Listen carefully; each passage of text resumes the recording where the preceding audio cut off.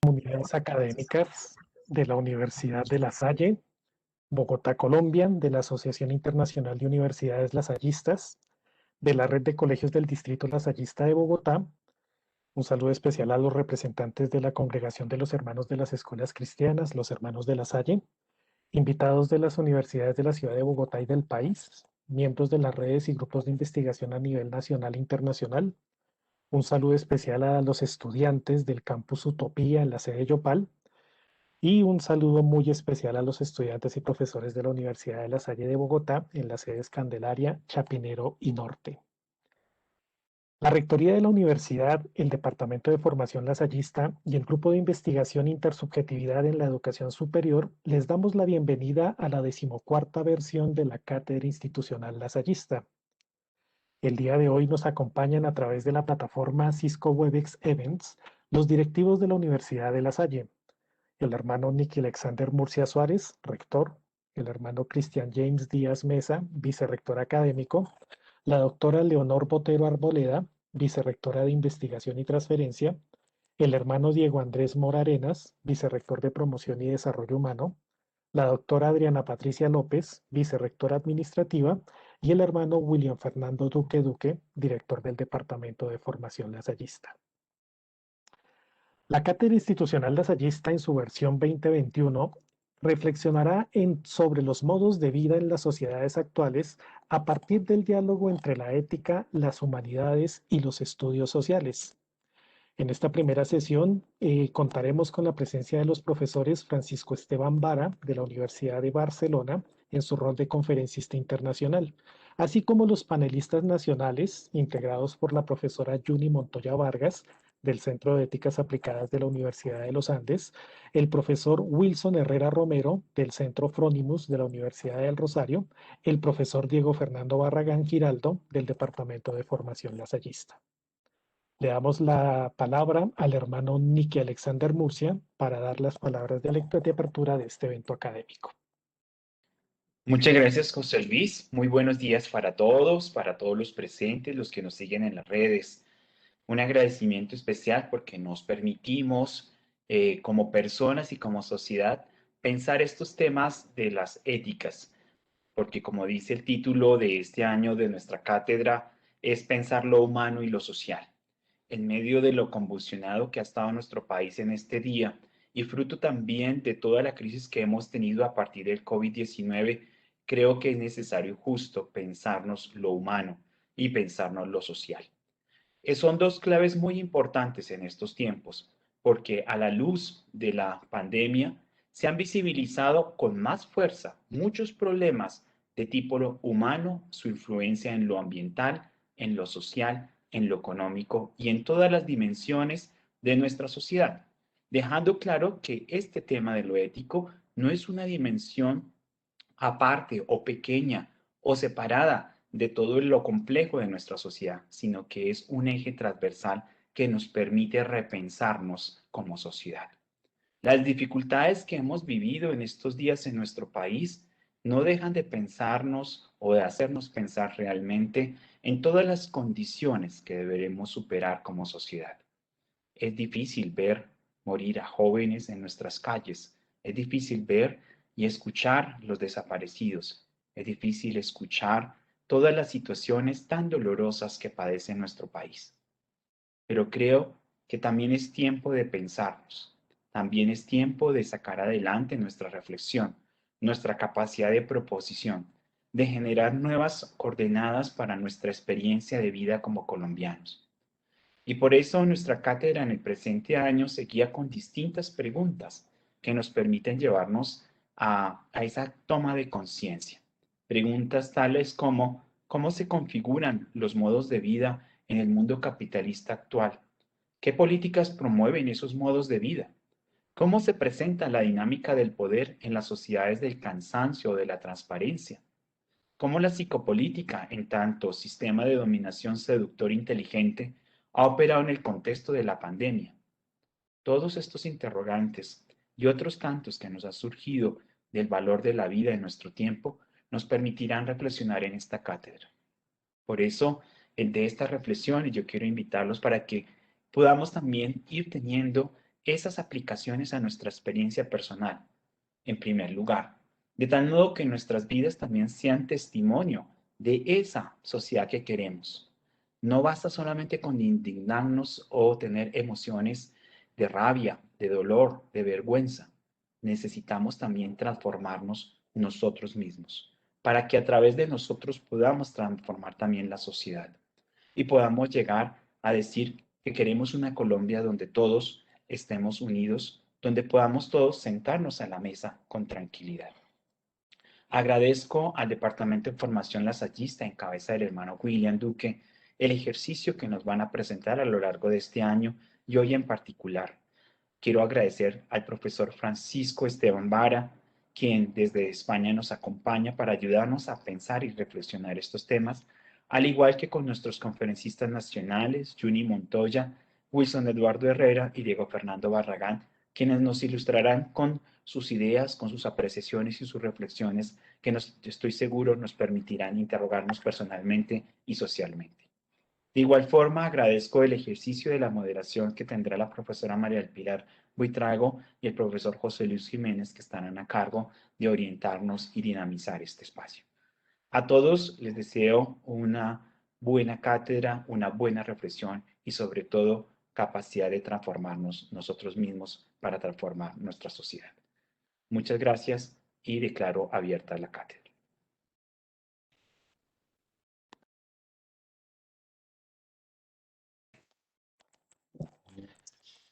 Agradecemos al hermano Nicky Alexander Murcia Suárez, rector de la universidad, por sus palabras y por abrir estos escenarios de análisis y debate frente a la situación política, económica y social del país.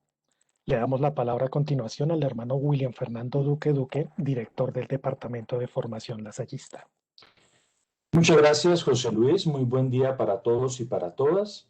Es para nosotros un gusto, un placer y un privilegio contar en la mañana de hoy con la presencia del doctor Francisco Esteban Vara, doctor en Pedagogía y doctor en Filosofía. El doctor Francisco es profesor del Departamento de Teoría e Historia de la Educación de la Universidad de Barcelona.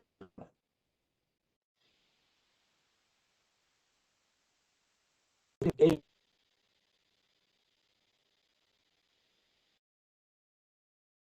en la Universidad de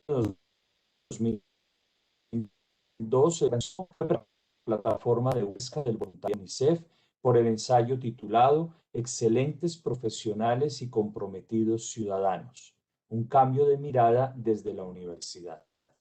Ha sido consultor de la Universidad Abierta de Cataluña y es profesor visitante de varias universidades latinoamericanas y en el día de hoy visitante nuestro en esta primera sesión de nuestra Cátedra Lasallista versión 2021. A usted, profesor Francisco, desde ya mil y mil gracias por estar con nosotros. A todos los asistentes, bienvenidos a esta nuestra primera sesión. Y quiera Dios este espacio nos ayude, como decía el hermano Nicky, a alimentar nuestras ideas, a generar nuevas esperanzas y sobre todo a crear compromisos claros, específicos, contundentes y reales de construcción de país desde nuestra propia construcción personal. Mil gracias.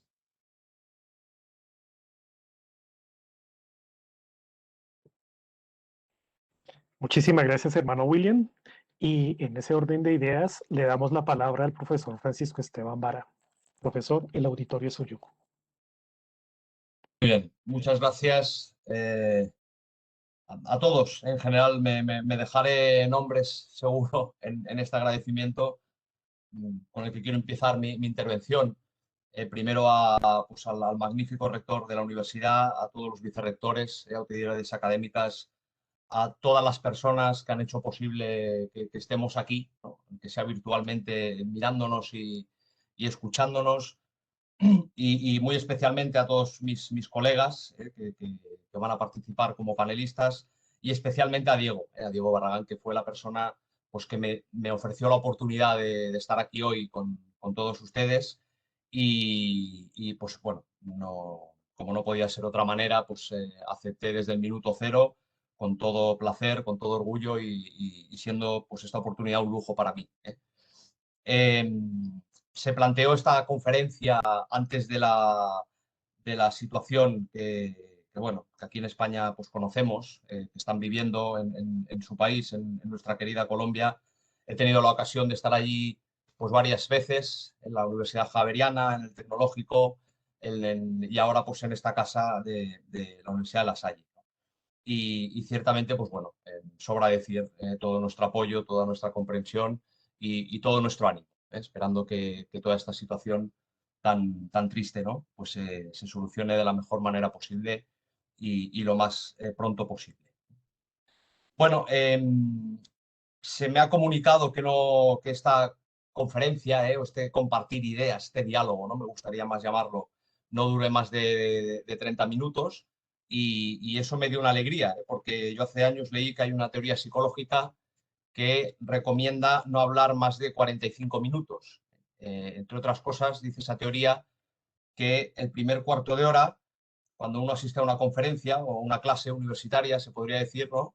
Pues el primer cuarto de hora, pues la gente tiende a pensar en lo que está diciendo el ponente, ¿no? O el profesor, ¿no? En esos contenidos que está tratando de transmitir. A partir de aquí ya pasamos al segundo cuarto de hora y la teoría dice que uno pues tiene tendencia a pensar en sus cosas, ¿no? En, oye, pues lo que tengo que hacer por la tarde, ¿no? O el mail que tengo que enviar o con quién tengo que hablar por teléfono, cosas de estas, ¿no? A partir de este cuarto de hora, que ya entraríamos en el tercero, la teoría dice que uno puede pensar en el ponente como persona, ¿no? Entonces empezaría una reflexión, pues a este tío, ¿quién se le ha ocurrido invitarlo, verdad? Se podría haber quedado en su casa, ¿no? O por lo menos no encender la cámara y cosas así. Y a partir de aquí la teoría dice que uno puede acordarse de la familia del ponente, ¿no? Entonces yo, por respeto a mis padres, pues intentaré no hablar más de 3/4 de hora, ¿eh? O sea que intentaré quedarme en la media hora. Bien, dicho esto, bueno, cuando se habla de la formación ética en la educación superior, ¿no? Que es un poco el título, ¿no? Que nos trae aquí o que nos reúne, hay que aclarar como dos cosas, ¿no? Primero, de qué estamos hablando cuando hablamos de ética y después de qué estamos hablando cuando hablamos de universidad. Educación superior, ya lo sabemos que es universidad. Y, y a veces también hay que ir al tanto o con cuidado el sentido que le damos a la educación superior, ¿no? A veces hablamos de educación superior como si fuera el último nivel educativo de un sistema, ¿no? El último peldaño de una escalera. Y eso es así. Ya sabemos que la universidad está en lo más alto de la escalera educativa. Pero cuando hablaban en los inicios de las universidades de educación superior, que también hablaban de eso, allí no había escalera. De hecho, la universidad aparece mucho antes que las escuelas, por lo tanto no había sistema educativo, pero hablaban de educación superior curiosamente, ¿no? Y en el fondo se estaban refiriendo a esa educación que es excelente, ¿no? Que es superior, ¿no? Que supera a la persona, podríamos decir. Esta es simplemente una anécdota, pero para que veamos por dónde vamos a ir. Pues insisto, habrá que hablar de ética y habrá que hablar de universidad. Y se podría hacer por separado, ciertamente, pero lo voy a hacer junto porque me parece que son dos términos que van irremediablemente unidos. Es decir, no se puede hablar de universidad si no se habla de ética y no se puede hablar de ética en un sentido muy amplio si no se habla de universidad. A partir de aquí señalaré pues, algún obstáculo que hoy en día podríamos tener para la formación ética en la universidad y de posibles suplantadores de esa ética y de esa universidad. Bueno, yendo al primer punto, lo primero que me gustaría hacer o invitar a todos y a todas ustedes es que pues giremos un poquito la cabeza, ¿no? Es decir, que miremos un poco atrás. La universidad, ya lo sabemos, no es una seta que nació ayer, no es de nuestro siglo, ni mucho menos, sino que tiene una historia y una filosofía apasionante. Yo ya sé, y todos los que estamos aquí lo sabemos, pues que cada contexto, ¿no? Cada realidad, pues tiene su propia historia, ¿no? Y eso es lógico, normal y por otra parte, pues maravilloso. Pero es verdad que cuando uno coge la historia de la universidad, ¿no? En el sentido más general, ¿no? Y cuando uno coge la filosofía de la educación superior o de la universidad, pues da con una serie de autores que no hablaban filósofos, pensadores, ¿no? y grandes universitarios en la mayoría de los casos, que no hablaban de una universidad en concreto. El cardenal Newman no hablaba de ninguna universidad en concreto, hablaba de la idea de universidad. Y Ortega y Gasset, que es nuestro filósofo de referencia aquí en España y que tiene ese precioso libro de la misión de la universidad, pues tampoco hablaba de la universidad suya, que en este caso era la Complutense de Madrid, hablaba de la universidad en general, y así tantos y tantos y tantos otros, ¿no? Estaban contextualizados, con los pies en una realidad, pero con la cabeza en una idea filosófica. Es decir, esto nos va a servir, yo creo que estamos en un momento idóneo para acudir un momento a estas ideas. Y esto nos sirve no solo para conocernos, ¿no? Para saber, es interesante conocerse, ¿no? Una persona cualquiera tiene un interés innato en conocer de dónde viene, ¿no? Yo de dónde vengo, ¿no? Y de qué familia provengo y quiénes han sido mis predecesores, ¿no? Pero esto ha de pasar también con la universidad, ¿no? Es decir, ¿de dónde venimos? ¿No? ¿Cómo hemos salido? ¿No? ¿Por qué hay universidades? Cuando uno se refiere a universidades, pues normalmente se refiere a un campus, ¿no? Se refiere a una universidad con nombres y apellidos, se refiere a un grupo de estudiantes y de maestros que están en un aula en concreto, ¿no? En un edificio, pero la universidad, como podemos imaginar, es mucho más que eso. Es decir, eso es la punta del iceberg, ¿no? Eso es la burocratización de la universidad, ¿no? La manera que nos permite organizarnos. Es interesante, insisto, echar la mirada atrás, no solo para conocerse, sino para reconocerse, para saber si uno está cumpliendo con esas misiones. O si no, y si no es así, que encuentre razones por las que se ha de dedicar a otras misiones. Claro, ¿cómo definir qué es una universidad? Habría muchas maneras, pero me parece que todas se reúnen en una cuestión maravillosa, que es que cuando uno se refiere a la universidad y a los universitarios, puede estar hablando perfectamente de buscadores de verdades, ¿no? Es decir, los universitarios son auténticos exploradores, ¿no? Los universitarios son aventureros. A los universitarios no se les puede dar un mapa en el que diga usted ha de ir por aquí y ha de llegar a tal lugar. ¿Por qué? Porque la universidad es la búsqueda de la verdad. Y la búsqueda de la verdad es entrar en un terreno absolutamente desconocido, es buscarla. Esto es como cuando le preguntaban a MacIntyre, ¿no? el gran filósofo neoaristotélico que hablaba tanto de la vida buena, ¿no? Y le dijeron, oiga, ¿qué es la vida buena? Y decía, pues la vida buena me parece que es la búsqueda de la vida buena. Pues un poco igual, ¿no?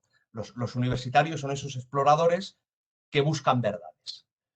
Claro, uno puede pensar, con razón, que esto tiene una prehistoria, ¿no? La universidad se suele decir, ¿no? Que nace en Bolonia en el siglo XII. Bueno, pues eso me parece que es una anécdota histórica muy interesante, muy bonita, pero la universidad tiene una prehistoria. A mí me parece que Sócrates tenía mucho de universitario, ¿no? Y hacía mucha universidad. Y me parece que Platón hacía mucha universidad. Y me parece que Aristóteles también hacía mucha universidad. ¿Por qué? Porque eran buscadores de la verdad y se reunían con otras personas que querían ser buscadores de verdades. A Sócrates lo escribimos hace poco, ¿verdad? Todos lo sabemos que le llamaban el tábano de Atenas. ¿Por qué? Pues porque era un ser en aquella ciudad absolutamente incómodo, absolutamente molesto. Y lo que pretendía Sócrates era despertar al personal, ¿no? Hacerle pensar por sí mismo. Y por lo tanto incordiaba, que es lo que hace, me parece, un tábano. Un tábano lo que se dedica es a aguijonear. Y él estaba encantado de que le llamaran tábano porque él decía que había nacido para eso, ¿no? Para aguijonear a la sociedad, para despertarla, ¿no? Para que pensara por ella misma, para que encontrara argumentos razonados y razonables. Eso es la ética. La ética es aquella parte de la filosofía que se dedica a buscar argumentos razonados y razonables a las cosas que nos pasan. Y por lo tanto, volvemos a lo mismo, es buscar verdades, es buscar conocimientos y es aguijonear. Y esto se resume en una cosa, en un par de palabras maravillosas, que me parece que es hablar de ética cuando se habla de universidad, por eso decía que son dos términos perfectamente unidos, que es el espíritu crítico, ¿no? Es decir, un universitario ha de salir de la universidad con espíritu crítico. Es decir, plantándose delante de cualquier cosa y preguntándose o haciéndose, mejor dicho, la pregunta filosófica por excelencia, que es qué es esto que tengo delante. Porque no me creo que sea lo que me están diciendo. Esa es la actitud. Otra cosa diferente, como veremos luego, es que uno se sitúe en un escepticismo radical que no lleva a ningún lado. Es decir, el incrédulo permanente y sistemático no avanza. Todos lo sabemos, ¿no? Pero en cambio, el que está dispuesto a dudar y a buscar verdades, una cosa es dudar, otra cosa es hacerse con verdades.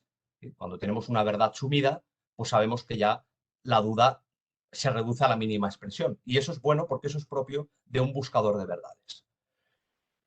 Claro, esta definición ha sido polémica si uno lee la historia de la universidad, ¿verdad? Hace un poco la historiografía de cualquier realidad universitaria, ¿eh? Pues ha sido polémica desde sus inicios, porque esto nos lleva a dos polos, a dos extremos que deben ponerse de acuerdo, o como mínimo mantenerse en lo que Immanuel Kant, decía una perfecta tensión. Era una manera muy bonita de entenderlo. Kant decía, si estos dos extremos que ahora voy a nombrar no están en tensión permanente, pues el proyecto o la idea de universidad pues se viene abajo. Es decir, y por lo tanto se convierte en otra cosa que no sabría yo ahora mismo ponerle nombre. Un extremo es la adaptación. Es decir, una persona, o un universitario, mejor dicho, se ha de adaptar a la realidad. Adaptar a la realidad quiere decir salir del campus una vez uno acaba la universidad y estar preparado para lo que la realidad requiere y reclama. Es interesantísimo, ¿eh? Insisto, volver a la idea de universidad y a su historia, porque las tres primeras facultades fueron precisamente Derecho, Medicina y Teología. Y no por cualquier cosa, ¿eh? Porque eran necesidades de aquella realidad que necesitaban algún tipo de respuesta y por lo tanto necesitaban expertos en el tema. Pero la universidad no es solo adaptación. Yo cada vez que escucho a políticos que dicen que la universidad se debe adaptar a la realidad socioprofesional, o también en la escuela, ¿no? Cuando se dice que los estudiantes, los alumnos se han de adaptar a la realidad. Yo siempre digo, bueno, pues entonces tendremos que enseñar en los colegios que lo primero que hay que hacer cuando uno se levanta es mirar el móvil y encender el WhatsApp, porque eso es lo que hace todo el mundo en la realidad. Me parece que no es solo eso, ¿no? La formación universitaria no está solo para adaptarse a la realidad, está para cambiarla, está para optimizarla, está para mejorarla. Un universitario no es un eslabón de una cadena de montaje, que es lo que tenemos hoy en día en muchas empresas y en muchas organizaciones empresariales. Es para que llegue ahí y se pregunte por qué se está haciendo lo que se está haciendo y si no se podría hacer de maneras diferentes. Ese es el universitario que podríamos decir completo, el que se adapta a la realidad, evidentemente, hay que conocer la realidad en la que uno se sitúa, y el que se orienta en esa realidad. Pero el que se orienta sobre todo desde un punto de vista ético y desde un punto de vista moral, no solo desde un punto de vista estratégico, ¿no? Para ver cómo salgo yo de esta, ¿no? Sino desde un punto de vista absolutamente ético, es decir, con ese espíritu socrático que aguijonea la realidad, que la cambia. Alguien podría estar pensando que para aguijonear la realidad o para cambiarla, aquí hay que convertirse en una especie de, pues, ¿qué diría yo? ¿No? Del Zuckerberg, me parece que se llama, este señor que inventó el Facebook, ¿no? O el que ha inventado el famoso Amazon, ¿verdad? O, es decir, ser una gran estrella, ¿no? De ideas brillantes. No, ni mucho menos, ¿eh? Se puede cambiar la realidad entrando en una oficina en la que nadie dice buenos días y diciendo buenos días. Eso es una manera de cambiar la realidad. Y como esa, podríamos poner 1.000.000 de circunstancias que podríamos concluir que un universitario está cambiando esa realidad. Un universitario se debe reconocer por su alma universitaria. Eso incluye la competencia técnica y científica, si queremos decirlo así, pero incluye también la competencia ética o la altura de su espíritu crítico. Bien, pasaría ya al siguiente punto, para cumplir con el tiempo. Hombre, aquellas universidades o sistemas universitarios que están arrodilladas, por decirlo de alguna manera, ante la realidad socioeconómica y profesional, pues evidentemente reducen quizás sin saberlo, ¿no? Muchas veces sin quererlo o sin darse cuenta de ello, pero reducen el espacio que se ha de dejar al espíritu crítico.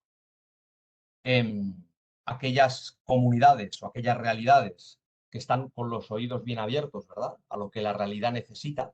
Es curioso, yo qué sé, ahora tenemos ingenierías biomédicas, por decir algo que me viene a la cabeza ahora mismo, en prácticamente todas las universidades. Eso hace 10, 15 años era impensable. Ese título no existía. Nadie se lo ponía en la agenda. Pero vino la realidad y nos dijo, oiga, necesito este tipo de profesionales. Y las universidades, como no podía ser de otra manera, pues van y organizan planes de estudios relacionados con ese tipo de perfiles que se necesitan. Bien, nadie dice que no se tenga que hacer así, ni mucho menos, yo no seré el primero. Simplemente se advierte de que no se convierta eso en un tic exagerado, en un tic exagerado. Yo ya vi hace poco aquí en España un cartel de un grado en periodista deportivo especializado en motociclismo. Para que imagínense ustedes, si eso no es atender a la realidad, pues que vengan y me lo expliquen. Bueno, me parece perfecto, insisto, siempre y cuando ese periodista especializado en motociclismo sea un espíritu socrático, sea un espíritu crítico. Vaya allí donde tenga que ir y aguijonee y moleste, en el mejor sentido de la palabra. Bien, este sería como el obstáculo que quería nombrar. Es decir, no olvidar esa parte de la orientación, esa parte de cambiar el mundo, esa parte de, no sé cómo decirlo, de sentirse un transformador social. No se trata de adaptarse, no se trata solo de responder ni tan siquiera a vocaciones. Miren, una de las asignaturas que vengo impartiendo durante los últimos años es ética en maestros, en personas, en jóvenes, en chicas y chicos que se van a dedicar a dar clases a criaturas, ¿no?, en colegios y escuelas. Y cuando empiezo la clase, el primer día, desde hace muchísimos años, les pregunto por qué están allí y por qué han venido, ¿no?, y por qué yo entro en ese aula y me los encuentro ahí delante. Y por qué quieren estudiar magisterio, que se llama aquí, ¿no?, educación infantil y educación primaria. Y la respuesta estrella viene a ser, pues porque me gustan los niños. Pues bueno, pues ya se entiende, ¿no? Uno estudia, tiene una vocación, algunas veces muy infantil, en el sentido de que hay maestras, ¿no?, y maestros que cuentan anécdotas preciosas, ¿no?, porque cuando ellos eran muy pequeñitos o pequeñitas, pues ya ponían a las muñecas en la cama, ¿no?, y les explicaban la lección, ¿no?, o a sus primitos pequeños. Eso evidentemente da síntomas o son señales de que ahí hay un maestro dentro. Bueno, me gustan los niños. Yo les digo que eso está muy bien, pero que según cómo se mire, sirve para bien poco. En la universidad uno no está para aprender cómo decir o para madurar eso de que me gusten los niños, ¿no? En la universidad uno debe aprender, cuando está estudiando eso, en este caso, a que a los niños les gustes tú. Y eso no es una teoría filosófica, es realidad pura y dura. Es decir, todos los que estamos aquí, me atrevo a decir, que hemos tenido 50.000 profesores desde la infantil hasta la universidad. Y también me atrevería a decir que la mayoría de nosotros nos llevamos pocos de esos profesores a la tumba. Es decir, esos profesores que no se olvidan, pase lo que pase. ¿Por qué? Pues porque explicaban las cosas que se les encendían los ojos, porque nos dijeron aquello que nos ayudó tanto, porque guardaron silencio cuando podrían haber dicho algo, por tantas y tantas y tantas cosas, ¿no? Esos profesores que nos enamoraron, en el sentido más filosófico de la palabra. Y uno en la universidad debe aprender eso. En este caso, igual que en la medicina. En la medicina no solo hay que aprender a ser buen médico, hay que aprender a ser un médico bueno. Porque la gente quiere ir a médicos buenos, que aparte sean buenos médicos, evidentemente. Uno no quiere ponerse en la camilla de un quirófano ante alguien que solo sea un médico bueno. También quiere que sea un buen médico. Pero me parece que uno va detrás de los buenos médicos que son médicos buenos. Es decir, aquella persona pues, que te mira a los ojos, que parece que lo que tú estás sintiendo, él también lo siente, ¿no?, que tiene empatía, que te comprende, ¿no?, que no eres un número más o un expediente más, que abre el ordenador y te mira. Bueno, No hace falta poner más ejemplos porque me parece que todos y todas hemos tenido esas experiencias, ¿verdad? Suplantadores, pues me gustaría de este espíritu crítico, ¿no? Que hoy en día, y aquí pues voy a hablar mucho de lo que está pasando en nuestra realidad, ¿eh? Yo no sé si se puede extender y hasta qué medida, ¿eh? Pero creo que hoy en día en las universidades podría haber algunos suplantadores de ese espíritu crítico, ¿no? O situaciones que ese espíritu crítico lo relajen, ¿no? O lo reduzcan o lo conviertan en una cosa de lo que debería ser en verdad, ¿no?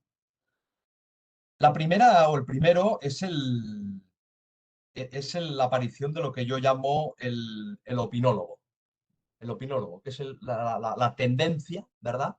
Que nos atrapa a todos, ¿no? De alguna manera, que es de opinar de cualquier cosa, ¿no? A unos le ponen delante cualquier tema, esto pasa mucho en cenas de amigos, ¿no? O en conversaciones de familia, ¿no? Y le ponen a uno cualquier tema y uno se lanza a opinar pues con aquella alegría. Y eso pasa. Salió aquí una noticia hace poco que el 60%, casi el 70%, ¿no? De pacientes que va al médico, precisamente en España, le discute al médico el diagnóstico. Es decir, el médico le puede decir que tiene inflamado el colon y el paciente pues dice que él cree que no, ¿eh? Y todo esto viene, como ustedes pueden imaginar, porque uno antes de ir al médico abre el Sábelo Todo Google, allí pone me duele cuando me siento y vete a saber lo que encuentra, y a partir de aquí pues uno se planta en el médico pensando pues que sabe medicina. Y si eso le pasa al médico, ¿no? Que es un perfil social bastante respetado, creo, pues que no ha de pasar a otros profesionales.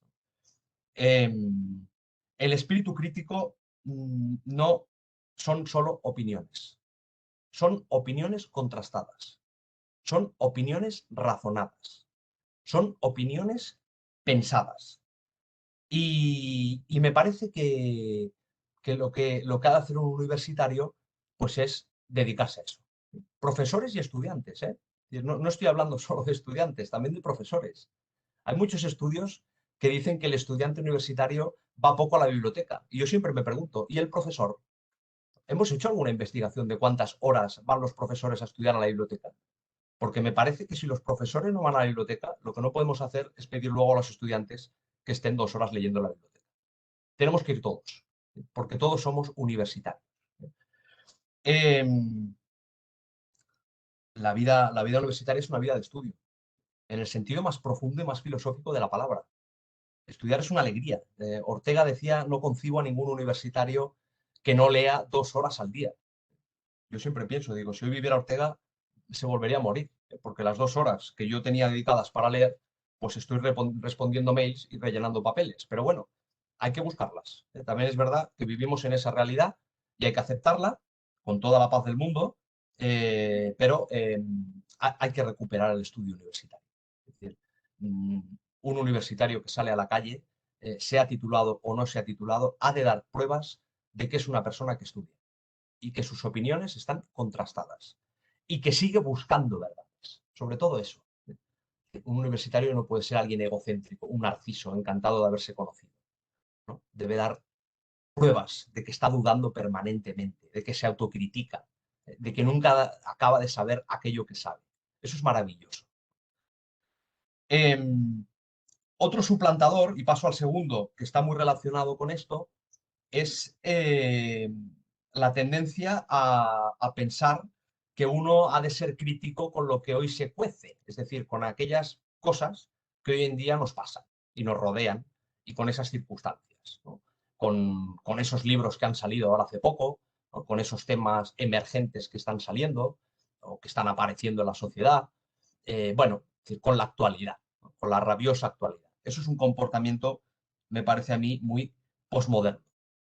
Y sobre todo con lo útil, con lo útil. Estamos viviendo, desde que apareció prácticamente, ¿no? Pero me parece que la filosofía utilitarista, ¿no? y la raíz del utilitarismo pues ha hecho mella en la sociedad, desde que apareció, en nosotros, y su sombra es larga. Es decir, aún, me parece que aún hoy en día pues es un pensamiento como muy practicado. El utilitarismo es, ¿y esto para qué sirve? Cuando uno pregunta en clase, ¿y esto para qué sirve? En el fondo está preguntando, ¿y yo qué voy a sacar de esto? ¿qué voy a ganar con esto, ¿no? Usted me dice que me va a enseñar este tipo de contenidos y yo le pregunto esto para mí, ¿para qué me va a servir? Uno está buscando, en el fondo, la utilidad. Primero de todo, aquí pues devienen varias cosas. Una es la crítica, por todo lo que he venido diciendo, a todo lo aparentemente inútil. Pero esta crítica ha de ser muy acurada, no ha de ser muy de cirugía, porque si no uno podríamos decir que puede meter la pata o meterse en situaciones que no le convienen. Miren, yo escribo en la pizarra de mis clases, pues de vez en cuando, pues mucha palabra en latín, porque me va bien, pues para explicar el significado de muchos conceptos, de muchas ideas.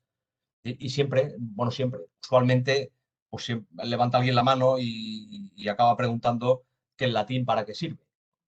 Y yo le devuelvo la pregunta, intento hacer muy humildemente de Sócrates, ¿verdad? Y le pregunto si él sabe latín. Y como casi siempre me dicen que no, pues yo le digo, pues no te preocupes, que el latín no te sirve para nada. Es decir, claro, lo interesante sería preguntar para qué sirve el latín a gente que sabe latín. Yo ni mucho menos, ¿no? Pero podríamos coger a un experto en latín, que los hay, y nos diga para qué sirve el latín. Esa es la voz autorizada, porque esa es la persona que ha experimentado con ese conocimiento. Y si nos dice, en el fondo, o al final de su reflexión, que el latín ciertamente hoy no sirve para nada, cosa que dudo que nos lo diga, pero si nos lo dijera, sería una voz autorizada.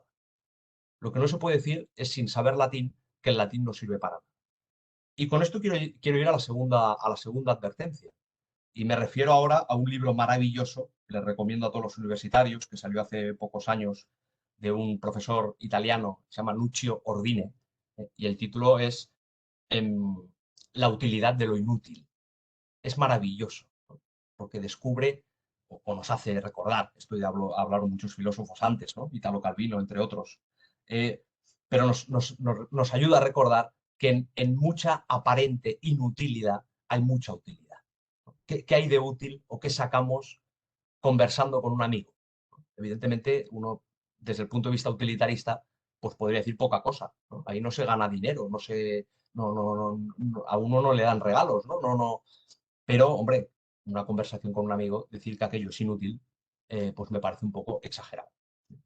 O que se gana pensando sobre un libro clásico, ¿no? Que se gana leyendo, yo qué sé, Homero, ¿no? O leyendo El Quijote, o leyendo a Thomas Mann, o escuchando a Mozart, o yo qué sé. En la cultura hay mucha inutilidad, en el conocimiento cultural, pero es que el conocimiento cultural nos hace ver el mundo de otra manera, ¿sí? Nos hace pensar o nos da alimento, mejor dicho, a ese espíritu crítico del que antes hablábamos. Y por último, el último suplantador del que quería hablar, pues es el espíritu crítico sin estética. La ética va de la mano de la estética. No es lo mismo decir las cosas de cualquier manera. No es lo mismo presentarse en las redes sociales como a uno Dios le da a entender. La ética universitaria requiere una estética. Hablando de redes sociales, a mí me sorprende que haya universitarios, profesores y estudiantes que se presenten en las redes sociales diciendo pues auténticas barbaridades, o usando malas palabras, o humillando al que no piensa como él, o tantas y tantas y tantas cosas. Eso es una patada en el hígado a la misión de la universidad. Porque lo que ha de tener un universitario, aparte de ética, es estética. Damos lecciones de estética. Cuando un universitario va por la calle, se le debe reconocer. El resto de la gente debe decir, mira, por ahí va un universitario. ¿Por qué? Por su manera de hacer las cosas, por su manera elegante de pensar, por su manera de respetar al otro, tantas y tantas cosas que yo ahora os podría decir, pero todos y todas las que estamos aquí podemos imaginar. Y bueno, simplemente, pues estas eran las ideas que quería compartir con toda la alegría del mundo. No sé si me he pasado de tiempo o no, y por lo tanto no sé si se han acordado de mi familia, espero que no. Pero hasta aquí ha llegado mi conferencia. Insisto otra vez, mil gracias por la invitación. Es un placer compartir este espacio y este momento. Diría yo que entre hermanos, porque aunque seamos de universidades diferentes, burocráticamente hablando, ¿verdad? somos todos de la misma comunidad, ¿no? La comunidad de buscadores de verdades y de conocimientos, pues estemos en Colombia o estemos en París o estemos en Barcelona o en Houston, pues somos todos uno, ¿eh? Y me da la sensación de que el acto que hoy hemos tenido aquí y que estamos celebrando, pues es una actividad académica por excelencia.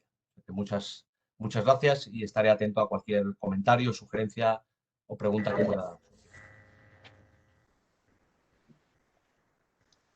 Muy bien, agradecemos al doctor Francisco Esteban Vara, profesor de la Universidad de Barcelona, por compartir sus posiciones académicas e investigativas en nuestra 14ª Cátedra Institucional Lasallista, Diálogos y Perspectivas Éticas, Pensar lo Humano y lo Social. A continuación le damos la palabra a la profesora María del Pilar Buitrago Peña, docente del Departamento de Formación Lasallista, quien coordinará el panel La Formación Ética en la Educación Superior. Profesora María del Pilar, el micrófono es suyo. Bueno, muy buenos días para todos, en especial a toda la comunidad y los participantes y nuestros panelistas que en el día de hoy van a ampliar algunos de los conceptos y las disertaciones que el doctor Francisco nos acaba de compartir. Entonces, nuestros panelistas el día de hoy son la doctora Yuni Montoya Vargas. Ella es profesora titular de la Universidad de los Andes, abogada de esta misma universidad y doctora en educación de la Universidad de Illinois, directora del Centro de Ética Aplicada. Bienvenida, doctora Yuni. El doctor Wilson Herrera Romero es economista y filósofo de la Universidad del Rosario, doctor en filosofía de la Universidad del Estado de Nueva York, profesor de la Escuela de Ciencias Humanas de la Universidad del Rosario. Bienvenido, doctor Wilson. Y nuestro compañero y profesor de la Universidad de La Salle, Diego Fernando Barragán, licenciado en Filosofía, doctor en Educación y Sociedad de la Universidad de Barcelona, España, magíster en Desarrollo Educativo y Social de la Universidad Pedagógica Nacional y el CINDE, profesor asociado de la Universidad de La Salle. Todos cordialmente bienvenidos. A ellos se les han compartido 3 preguntas que son sobre las que van a versar sus intervenciones. Las voy a enunciar: cómo formar para que los estudiantes aprendan a vivir éticamente, para qué sirve la ética en tiempos de crisis global, y por último, cómo ha afectado la pandemia y la virtualidad la formación ética de las universidades. Entonces, ellos cada uno va a tener una intervención de máximo 15 minutos. Agradecemos las preguntas a través del chat. No olviden indicar o seleccionar la opción para todos, de tal manera que podamos ver en el chat las diferentes inquietudes que tengan. Las vamos a resolver al final de la intervención de nuestros 3 panelistas. Quien comienza es la doctora Yuni Montoya, así que bienvenida. Muchas gracias, doctora María del Pilar. Buenos días a todas y a todos. Les agradezco muchísimo la invitación a las autoridades de la universidad y en particular pues al colega Diego Barragán, de quien sospechamos tuvo alguna participación en nuestra invitación.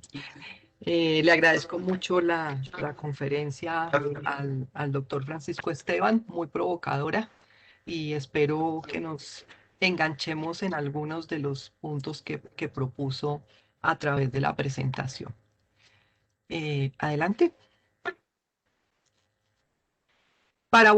Sí, gracias. Para abordar la primera pregunta, que es la pregunta por qué debemos hacer para formar a los estudiantes para que vivan éticamente, nosotros hemos planteado que la respuesta a esa pregunta, y cuando digo nosotros me refiero desde el Centro de Ética Aplicada, que es la unidad en la que trabajo, y a través del trabajo de estos años con los colegas, hemos tratado de responder esto con un abordaje desde la transversalidad. Es decir, si queremos que los estudiantes vivan éticamente, necesitamos que la universidad les muestre, les evidencie, pero también les permita experimentar la ética como una forma de vida, es decir, más allá del alcance de una materia o de un curso dedicado a la ética.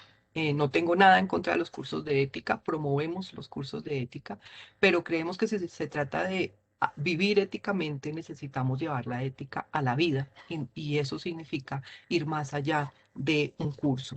Por eso hemos abordado el tema desde la transversalidad y por eso hablamos de distintos sentidos de esa transversalidad. En un primer sentido hablamos de ética a través de la vida y ahora les menciono qué quiero decir con eso. En otro sentido, ética a lo largo de la vida. En otro sentido, a través del currículo y finalmente a través de la universidad.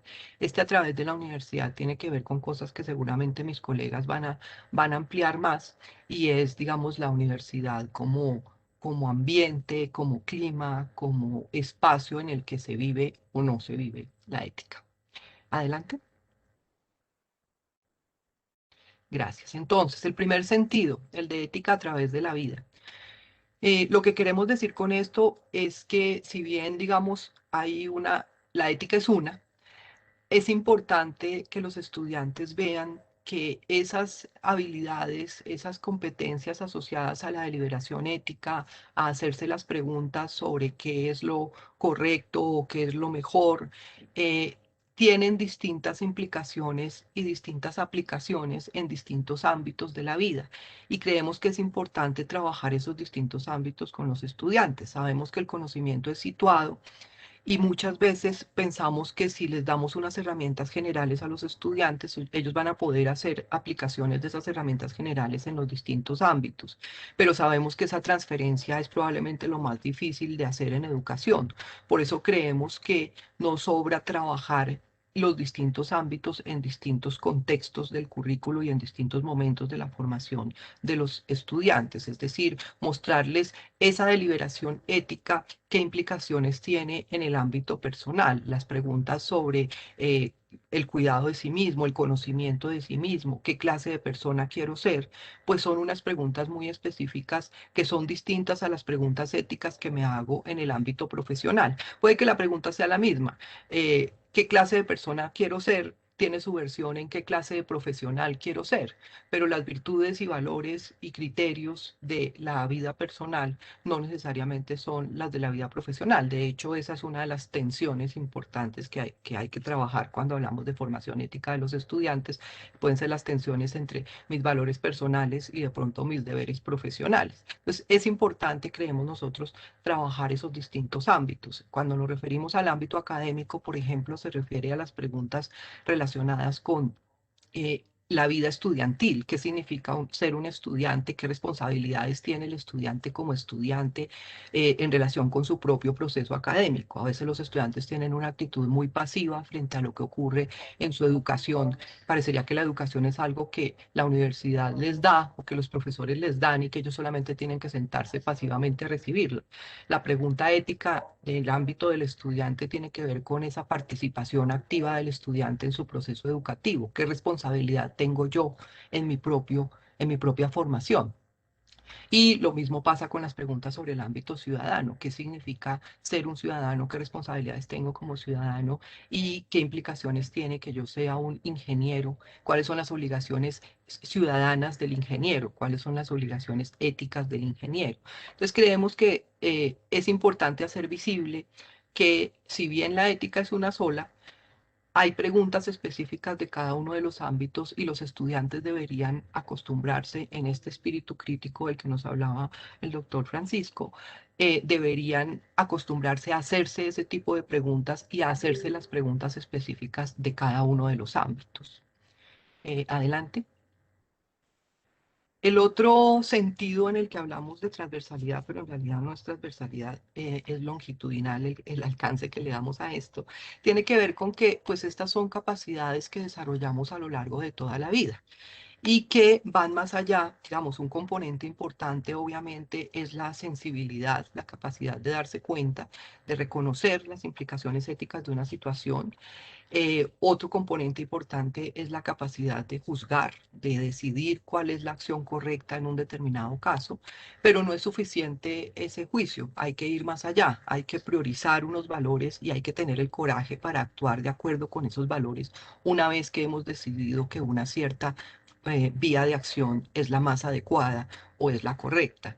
Entonces, en desarrollar esta capacidad, pues es algo que hacemos a lo largo de toda la vida. Yo no creo que nadie pueda sentarse y decir, yo ya tengo lo que tengo que tener en términos de de mis competencias éticas. Todos podemos mejorar por lo menos la coherencia o la consistencia con la que hacemos lo que debemos, como dice Sandy. ¿Con qué frecuencia hacemos lo que debemos?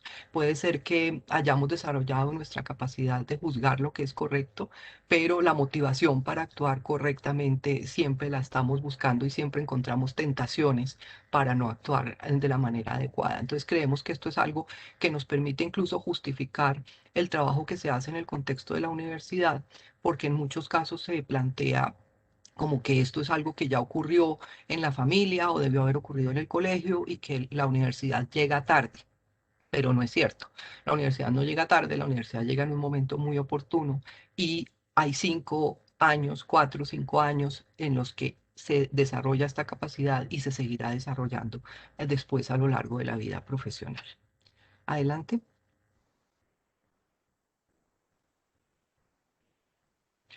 El tercer sentido tiene que ver con qué es lo que decimos cuando decimos ética a través del currículo. Obviamente estamos diciendo que no hay solo un lugar para que ocurra la formación ética, pero no solamente no hay solo un lugar, sino que también hay distintas formas en las que esa ética va a ocurrir, en que esa formación ética va a ocurrir. Puede ocurrir como una transmisión de un conjunto de valores o como una invitación a vivir una vida acorde con un conjunto de valores. Y ese es un sentido de la ética en el currículo.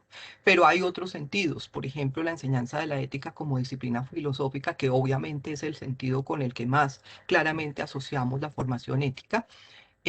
Y puede ser que sea un curso o varios cursos o un conjunto de herramientas de la disciplina filosófica que están a través del currículo, pero también hay espacio para que se hagan análisis de los problemas que atraviesan la sociedad.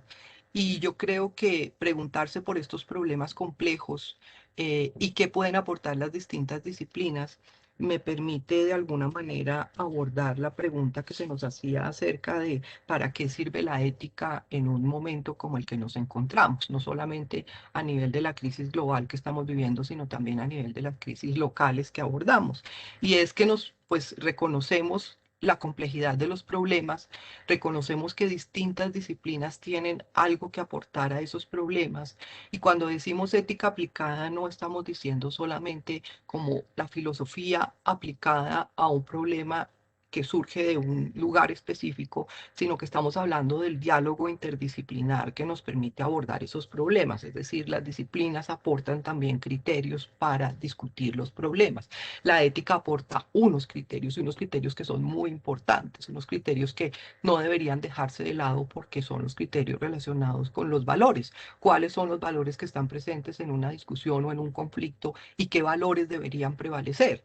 Pues uno se imagina que en la discusión sobre la distribución de las vacunas, por ejemplo, si prevalecieran criterios éticos, entonces no estaríamos solamente en manos de la lógica del mercado y de la lógica del negocio que prevalece a la hora de decir todos los gobiernos ponen dinero para investigar las vacunas, pero una vez que existen las vacunas, las farmacéuticas las administran como propiedad privada, porque esa es la lógica del negocio. Si la ética entrara en la discusión, criterios como equidad tendrían que hacer que la distribución fuera distinta. Esto es simplemente como para ejemplificar qué puede aportar la ética en una situación tan compleja como esa.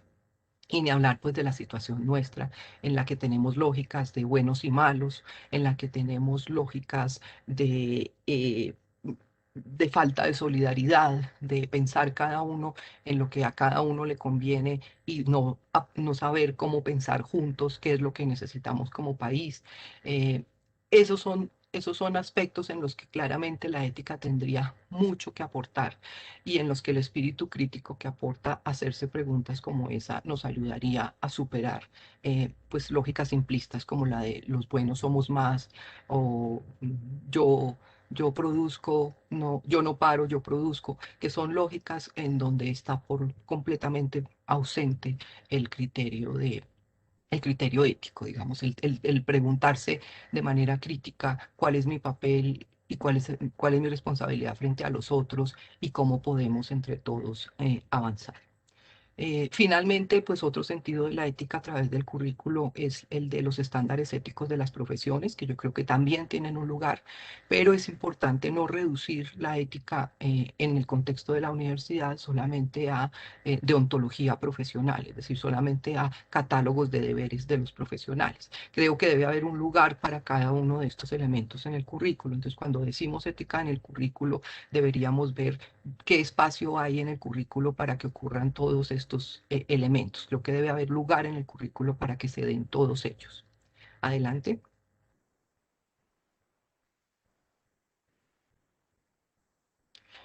Y finalmente, cuando decimos ética a través de la universidad, pues lo que tratamos es de incorporar un mensaje como el de Augusto Hortal cuando dice que la ética tiene que ser el lenguaje de la universidad, y es hacer que la ética esté presente en toda la vida de la universidad, no solamente en el currículo, no solamente a través de la docencia. Nos parece que es importante, obviamente, que esté la ética presente en la docencia, es importante que esté la ética presente en la investigación, pero también es importante que la ética se manifieste a través de cuál es la cultura institucional, cómo nos relacionamos unos con otros, qué es lo que orienta las decisiones dentro de la institución y cómo lo que hace la institución refleja esos principios, esos valores, esos criterios de decisión. Y finalmente, pues en cómo nos relacionamos hacia afuera, cuál es la relación que tiene la institución y que tienen los miembros de la institución con el resto de la sociedad. Es parte de lo que tendría que reflejar esos principios, esos valores y esos criterios de decisión que llamamos éticos. Frente al tema de la pandemia, por ejemplo, y de la virtualidad, una cosa que nos ha ocurrido es que si bien encontramos pues muchas dificultades al inicio, como de cómo vamos a hacer las cosas que sabemos hacer presencialmente, cómo las vamos a hacer a través de la virtualidad. Una cosa que la pandemia y la virtualidad nos han obligado a hacer, y yo creo que ha sido una ganancia, es que hemos podido tener mayor proyección social, es decir, hemos podido, por ejemplo, hacer muchas actividades que antes eran cerradas, con participación de colegas de todas partes del mundo, o por lo menos de colegas de Latinoamérica, que nos han permitido reconocer otros espacios, reconocer otros contextos y llevar también lo que sabemos hacer a esos otros contextos. Entonces, en medio de todas las dificultades que esto ha representado y a pesar de que todos estamos saturados de Zoom y de Webex y de todas estas plataformas, pues habernos obligado a usar estas plataformas también nos facilitó conectarnos con personas con las que no nos íbamos a conectar presencialmente o no sería tan fácil hacerlo, y nos está permitiendo también pensar que estos problemas tan complejos los podemos pensar colectivamente y tenemos la posibilidad de reunirnos y tener diálogos enriquecidos gracias a que podemos conectarnos con más personas. Entonces quería simplemente como terminar con esa nota positiva que creo que nos ha traído la virtualidad. Y con esta invitación a que si queremos formar estudiantes que vivan éticamente, pues la universidad tiene que ser un ejemplo de vida ética y tiene que reflejar esa ética que predica, tiene que ser un ejemplo de eso, y por eso me parece tan pertinente pensar que la ética debe atravesar a la universidad. Muchas gracias.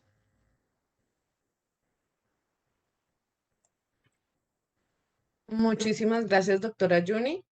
Le damos paso al doctor Wilson, por favor. Buenas, Pilar, María del Pilar, muchísimas gracias por Bienvenido. por la invitación, y le agradezco al rector por generar estos espacios, a Diego Barragán por ser el instigador para que estemos aquí, y con el cual pues ya nos entraña una amistad que aprecio mucho. A nuestro conferencista principal, a Francisco, muchísimas gracias por su charla. Le hubiera cedido más el tiempo para escucharlo más. Es una lástima, pero bueno. Y pues muchísimas gracias a Juni. Siempre es un placer escucharle, compartir con ella estos espacios, y muchas gracias a todos ustedes por estar aquí. Yo voy a tocar la misma canción con distinta tonada que ha presentado Juni. Yo voy a presentar una idea similar, pero por otro lado, y que puede tener de pronto otras implicaciones. Entonces yo quiero empezar con la siguiente idea, y es, primero que todo, pues la universidad es un espacio de conocimiento y de formación, y es un espacio, es una comunidad dedicada al conocimiento, pero también es una comunidad dedicada a la formación de un ethos. Y dicho esto, yo me caso con la idea, que no es nueva, sino de muchos, pues que en las sociedades democráticas hay un ethos democrático y ese ethos democrático está centrado en torno a ciertos valores y en contravía de pronto de ciertas concepciones liberales que desconfían mucho de la formación ética. Considero, siguiendo a autores como Axel Honneth, y que a su vez está inspirado en John Dewey, creo que en el ethos democrático hay una serie de virtudes que son necesarios formar en las personas. Y que si esas virtudes no se enseñan en los ciudadanos, las democracias no van a funcionar y no van a funcionar bien, y las democracias de pronto son fundamentales para la vida. Entonces, esa es apuesta a donde yo voy a ir.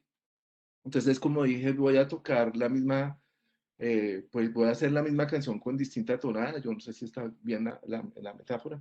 Y quiero ir por este lado. Y es, voy a responder a la primera y a la tercera pregunta, y la segunda pregunta yo la voy a responder a partir de uno de los ejes que quiero presentar, que es la sensibilización. La segunda pregunta es, ¿para qué la ética en época de crisis? La pregunta del para qué de la ética en época de crisis supone algo así como una concepción instrumental de la ética, que la ética sirve para algo. Y el problema es que la ética la ética en su sentido más profundo no es instrumental, porque el centro de la ética es el sentido de la vida misma. ¿Qué sentido tiene la vida que llevamos? ¿Cuál es el propósito que nosotros buscamos? Y en ese sentido, pues la ética tiene que ver con algo que algunos llaman, con aquellas cosas que tienen un valor intrínseco, con aquellas cosas que son fines en sí mismas. Entonces, suponer algo así como que el para qué de la ética supone que la ética está para otra cosa distinta para la ética, y eso es como problemático. Más bien lo que creo es que detrás de la pregunta está que en esta crisis que nosotros estamos viviendo hay una crisis en relación con el sentido de nuestra existencia, de las sociedades en las cuales vivimos, de la vida en estas sociedades en las cuales vivimos. Y eso entonces supone más bien que estamos en una crisis frente a cómo concebimos nuestras vidas, nuestras maneras de tratarnos los unos a los otros en esta sociedad en que vivimos. Y yo creo que es en relación con eso que iría destinada o iría dirigida esa segunda pregunta. Pero eso es un tema para otra discusión. Eso es un tema más grande para otra discusión. Entonces, la voy a dejar un poquitico de lado, y en las preguntas de pronto las podemos ver. Entonces, ahí yo creo, aquí ya voy a empezar rápidamente. Voy a coger esta presentación, la voy a estructurar en términos de como con la siguiente estrategia. Hay una distinción que hay dos filósofos que la hacen entre concepción y concepto. Concepción es la formulación de un problema y el concepto es la solución de un problema. Entonces, cuando uno habla de la concepción de justicia, uno está hablando del problema de la justicia, y cuando habla del concepto de justicia es cuál es el concepto que sirve para solucionar ese problema de la justicia. Entonces, cuando hablamos de la enseñanza de la ética, de la formación ética, de cómo se da la formación ética, entonces lo que tenemos que entender primero es el problema. ¿En qué consiste el problema? ¿Cuál es la naturaleza de ese problema? Ahora, hay un problema previo que no quiere analizar acá, y es, ¿la ética se puede enseñar? Aquí vamos a suponer que la ética es algo que se enseña, que no, nosotros no nacimos buenos, por decirlo así. No, la ética es algo que se enseña. Entonces vamos a presuponer eso. Entonces, el centro de la pregunta de la enseñanza de la ética es cómo se forman personas o agentes morales. ¿Cómo es ese proceso de formación de un agente moral? Eso es en líneas generales como la pregunta. ¿Cómo se forma un agente moral? ¿Sí? Y entonces, en torno a esa pregunta general, se puede hacer una subdivisión en 3 niveles de esa pregunta, cada una de las cuales requiere una manera de enfrentarla en términos educativos. Entonces, la primera pregunta que Juni pues, presentó antes tiene que ver con la sensibilización. Y esa pregunta de la sensibilización, que ha sido trabajada en psicología moral, también ha sido trabajada en la filosofía y tiene que ver con darse cuenta de que la ética es algo importante para la vida de las personas. Entonces, esa pregunta, la pregunta de aquí es cómo hacemos para que las personas, para que los estudiantes, para que los jóvenes se den cuenta de que la ética es importante, de que la ética es importante para ellos, para sus vidas. ¿Cómo hacemos para hacer eso? Entonces, en esta pregunta de la sensibilización, tiene que ver, y ahí el nombre es darse cuenta, poder ver, poder despertarse. Oiga, sí, esto es importante para uno. Y entonces, en esa pregunta de la sensibilización, lo que el centro es lo que algunos llaman, una filósofa que se llama Bárbara Herrmann, llama la percepción moral, que podamos abrir los ojos. Así como tenemos sentidos para ver los colores, los sabores, etcétera, también tenemos algo así como una especie de sensibilidad moral, y esa sensibilidad moral tiene que ver con darse cuenta quiénes son las personas, cuáles son los objetos, las entidades que merecen consideración moral y ética. Y en relación con esa pregunta, el centro aquí no es tanto lo racional, deliberativo, sino sobre todo lo afectivo.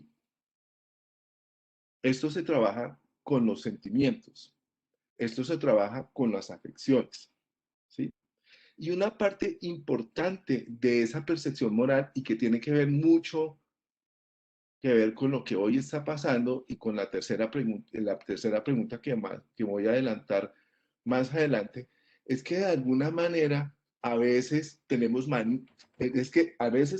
formas de ver a los otros en las cuales los invisibilizamos, no los vemos y no los tomamos como sujetos de consideración moral.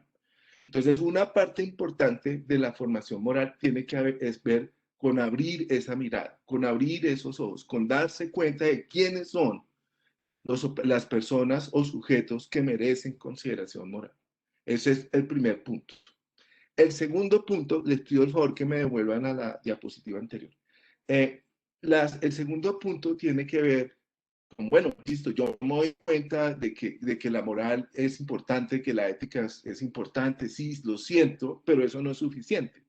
La ética tiene que ver con una pregunta, 2 preguntas es, ¿qué voy a hacer? ¿Qué hago con mi vida? ¿Qué voy a hacer en este momento? ¿Y qué yo he hecho anteriormente? ¿Qué he hecho con mi vida? Y eso es el tema del juicio moral, el tema de la deliberación. Y en ese tema de la liberación hay 2 aspectos fundamentales. Entender el contexto en donde estamos, entender la historia de la sociedad en la cual yo vivo, de la situación en la cual yo vivo, y también entender esos valores o criterios que yo tengo a la mano para tomar esas decisiones. Entender su alcance. Y esto es muy importante. Y aquí hay una cosa que es clave y es evitar, hay 2 cosas que son importantes, y es cuando estamos en el terreno de la deliberación moral, estamos en el terreno obviamente de las argumentaciones, y a veces el peligro que se corre son 2. Uno es el absoluto relativismo de creer que cualquier cosa vale, que cualquier opinión vale, y el otro es el rigorismo o de alguna manera, llamándolo así, el fundamentalismo moral. Creer que ya hay unas cosas que de entrada son buenas y hay otras de entrada son malas, cuando realmente cuando uno se enfrenta a los distintos ámbitos de la vida, las cosas son en gris. Las cosas no se pueden definir ya de entrada como buenas o malas. El ejercicio de la deliberación moral lo que nos tiene que enseñar es a matizar, y eso es importante. Y la tercera, que es el centro, y aquí la canción cambia un poquitico con respecto a lo que ha señalado Yuni. La motivación, que tiene que ver con el actuar, tiene que ver también con algo importante, que es con la identidad y con el carácter, con la formación del carácter. O sea, claro, la motivación tiene que ver con que yo actúe de manera ética, pero actuar de manera ética significa que yo tengo un carácter, que yo tengo una identidad, y esa identidad está formada por una serie de valores en los cuales yo he sido formado y con los cuales me identifico y yo sigo. Y esta es la parte más importante de los procesos de formación moral, y es formar ese carácter. Y la formación de ese carácter incluye tanto la sensibilización como la deliberación, pero implica más, porque implica un cambio de comportamiento. Y ese es tal vez el problema más complejo de la formación ética, el más difícil, el más complejo. Listos. Entonces, una vez hecho esto, voy a lo siguiente, y este es el problema. Estos son los tres problemas centrales, a mi juicio, de la formación moral. Pero la solución de estos problemas no se da de manera individual, no se puede entender como un esfuerzo individual. Ahora sí pueden pasar a la siguiente diapositiva. Y en ese sentido, cuando decimos que no se puede resolver de manera individual, no lo podemos dejar, por ejemplo, a una clase o a una asignatura, ni tampoco lo podemos dejar a cargo simplemente de una institución. La formación ética es una tarea de toda una sociedad, no de unas instituciones en específico. La sociedad forma. Y las instituciones educativas también forman. Y también forman las empresas, y también forman los medios. Y en ese sentido, la formación ética requiere de cooperación, requiere de coordinación. Requiere de coordinación dentro de la institución y fuera de la institución educativa. Y uno de los problemas, y eso es lo que hace difícil la formación ética, es que no hay coordinación. La ética se considera como un asunto más, como uno de esos asuntos más que las instituciones educativas y que la sociedad trata, y que cada vez que está en crisis, están en crisis y dicen, tenemos un problema de formación de valores. Y a veces la solución es simplista, ¿no? Es la clase de ética, o es simplemente decir, oye, sí, tenemos que formar a nuestros jóvenes, ¿cómo hacemos para formar a nuestros jóvenes? Y no nos damos cuenta que esa formación ética es una tarea de la sociedad como un todo y tiene que ver con la manera como esa sociedad se concibe. ¿Sí? Cómo concibe sus prácticas, cómo concibe sus emociones, cómo concibe su manera de vivir juntos. ¿Sí?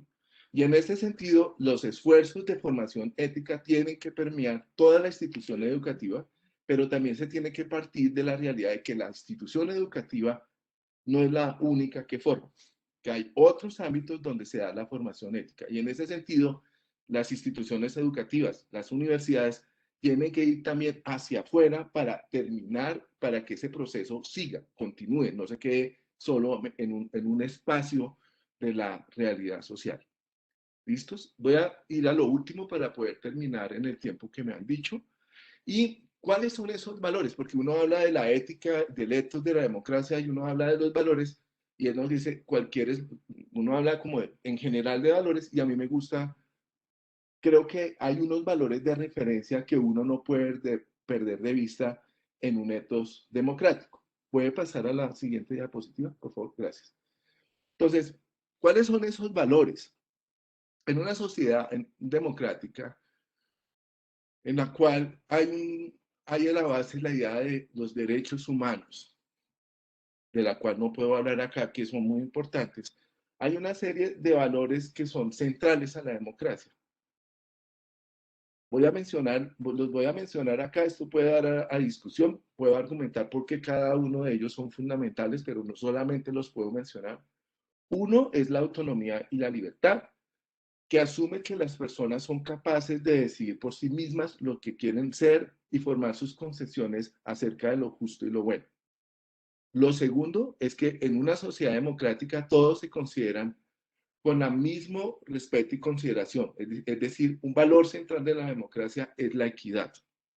Un tercer valor central de la democracia fundamental es la solidaridad. ¿Sí? El considerar que las necesidades e intereses de los otros cuentan y cuentan muchas veces más que los propios intereses. Y en cuarto, he metido este valor que resume otros valores, que es el de la integridad y que tiene que ver con cosas como la honestidad, la transparencia.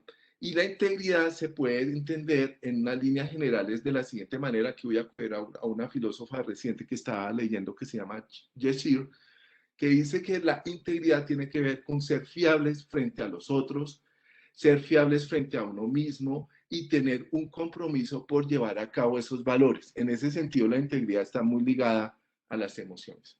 Y aquí quiero hacer una apuesta y con eso termino. Los valores no son meros discursos. Los valores no son simples narraciones. Los valores implican, yo los concibo como competencias complejas. Y aquí me inspiro en Aristóteles, aunque utilizando esta terminología de las competencias. Y es, Aristóteles señalaba que las virtudes son una conjunción entre lo afectivo, la parte desiderativa, y la parte intelectiva, es decir, la parte deliberativa. En los valores se combinan estas competencias emocionales, deliberativas, y dado que los valores no es algo que se da por separado, sino que se construyen socialmente, requieren lo comunicativo, requieren del diálogo. Entonces, la formación, en cada uno de estos valores, lo que nos encontramos es esas emociones combinadas y en este sentido, los valores, cada uno de ellos es la conjunción de lo emocional, lo afectivo y lo comunicativo. Y es en la formación de esos valores el que la universidad tiene una tarea, porque nuestra tarea central es formar ciudadanos que tengan este ethos democrático. Con eso termino esta parte de la exposición. Y ya con respecto a la última pregunta, muy rápidamente, creo que estamos en una situación donde no podemos responder cómo nos va a afectar esta situación que estamos viviendo frente a la formación de la ética. Lo que sucede es que, como lo señaló Juni ya, es que la pandemia aceleró un proceso que ya venía dándose en las universidades, que es ya toda la virtualidad. Y la virtualidad va a implicar cambios profundos en relación con la sensibilización, con respecto a la sensibilización, por dos razones. Por un lado, porque estos medios virtuales nos acercan más a gente en distintos lugares del país y del mundo, pero al mismo tiempo se supone que la sensibilización trabaja con la experiencia más directa. Y el aparatico nos aleja de pronto de esa presencialidad. Entonces tenemos el problema de cómo trabajar desde lo virtual. Una cosa muy importante y es ese contacto, esa relación cara a cara. ¿Cómo trabajar con eso? Ese es un problema, un reto. ¿Sí? ¿Cómo vamos a trabajar en la virtualidad, la sensibilización? ¿Cómo podemos generar esa sensibilidad moral que nos permita reconocer mejor a los otros? Eso es un tema central.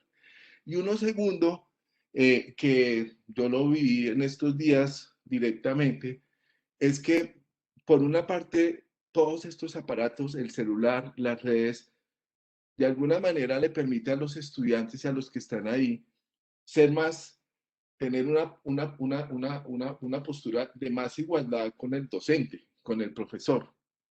Pero al mismo tiempo, las redes nos vuelven más expuestos a los otros y a veces la relación pedagógica requiere ser más cercanía y proteger eso que hay dentro del aula de lo externo. Y el aparatico, el celular, las redes a veces exponen demasiado la clase a lo externo y no permiten hacer algo muy importante en la clase. Y sobre todo en las clases de ética, donde decimos muchas cosas que pueden ser terribles. Y es la idea de que podemos equivocarnos y a través del error aprender. Esas metodologías de que a través del error se aprende, en ética también es importante. Y eso en ética se puede dar en que los muchachos y las muchachas expresan opiniones que son tremendamente problemáticas, que si se expusieran en público, ellas recibirían un tremendo daño. Entonces, una de las cosas que resulta retador en unos cursos de éticas es cómo proteger ese espacio que se da en la clase de las injerencias externas que pueden incidir negativamente en ese proceso de formación ética. Bueno, con ello termino. Muchísimas gracias y le doy el paso a Diego. Muchísimas gracias. Bienvenido, profesor Diego Fernando Barragán. Bueno, es un placer siempre estar en estos espacios, agradecer a la universidad por abrirlos, agradecer al hermano Nicky, al hermano William, al vicerrector desde luego, al hermano Cristian, a todos los vicerrectores por estas posibilidades de discutir. Agradecer también a Francisco, a Juni y a Wilson, pues que atendieron este llamado para que pudiéramos presentar algunas ideas. Antes de iniciar, quisiera como decir lo siguiente, con Juni, con Wilson y con la Universidad de La Salle, de luego, Andes, Rosario y Salle, venimos adelantando un proyecto que es alrededor de la evaluación de la formación ética en las universidades colombianas. Ahí estamos con un equipo más grande y mucho de lo que decimos aquí corresponde a eso que hemos pensado. Y también, Francisco, tomar esa investigación que teníamos por ahí en ciernes de hacer una investigación iberoamericana sobre la formación ética. Bien, por favor, vamos a la siguiente diapositiva. Gina, fuera tan amable. Siguiente. Perfecto. Voy a intentar ser muy breve. Voy a tomarme unos 8 minutos para que poder, incluso 7, si alcanzo, para poder presentar las ideas y que podamos discutir.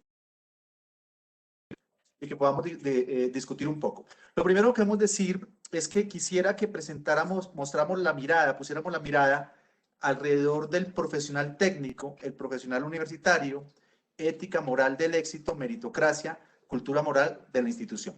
¿Y por qué lo pongo aquí? Pues a mí me ha tocado cerrar y quiero hacer como una breve síntesis de lo que me incita, lo que dijeron los compañeros. Esto lo habíamos preparado previamente, cada uno por aparte, pero coincidimos en muchas cosas. Lo primero, cuando pensamos en educación superior, pues hay un tipo de profesional que es el profesional técnico y el profesional universitario. Los dos son profesionales. Y en ese orden de ideas, Francisco, por aquí, en estas latitudes, a veces se ve la formación técnica, el profesional técnico, como una formación de segundo orden, una formación que no tiene la potencia como tal. Y eso da una identidad de lo que significa ser un profesional en la educación superior. Y me voy a referir brevemente a una incitación que proviene de Michael Sandel, con este libraco La tiranía del mérito, que salió el año pasado, a favor, en contra. Simplemente lo voy a utilizar como incitación, no como más, para que podamos pensar qué significa formar hoy en la universidad, o por lo menos en la educación superior, y cómo funciona esto en términos de las relaciones y ejercicios de poder en toda la sociedad. Siguiente diapositiva, por favor. Sandel, allí voy a remitirme a esas dos citas.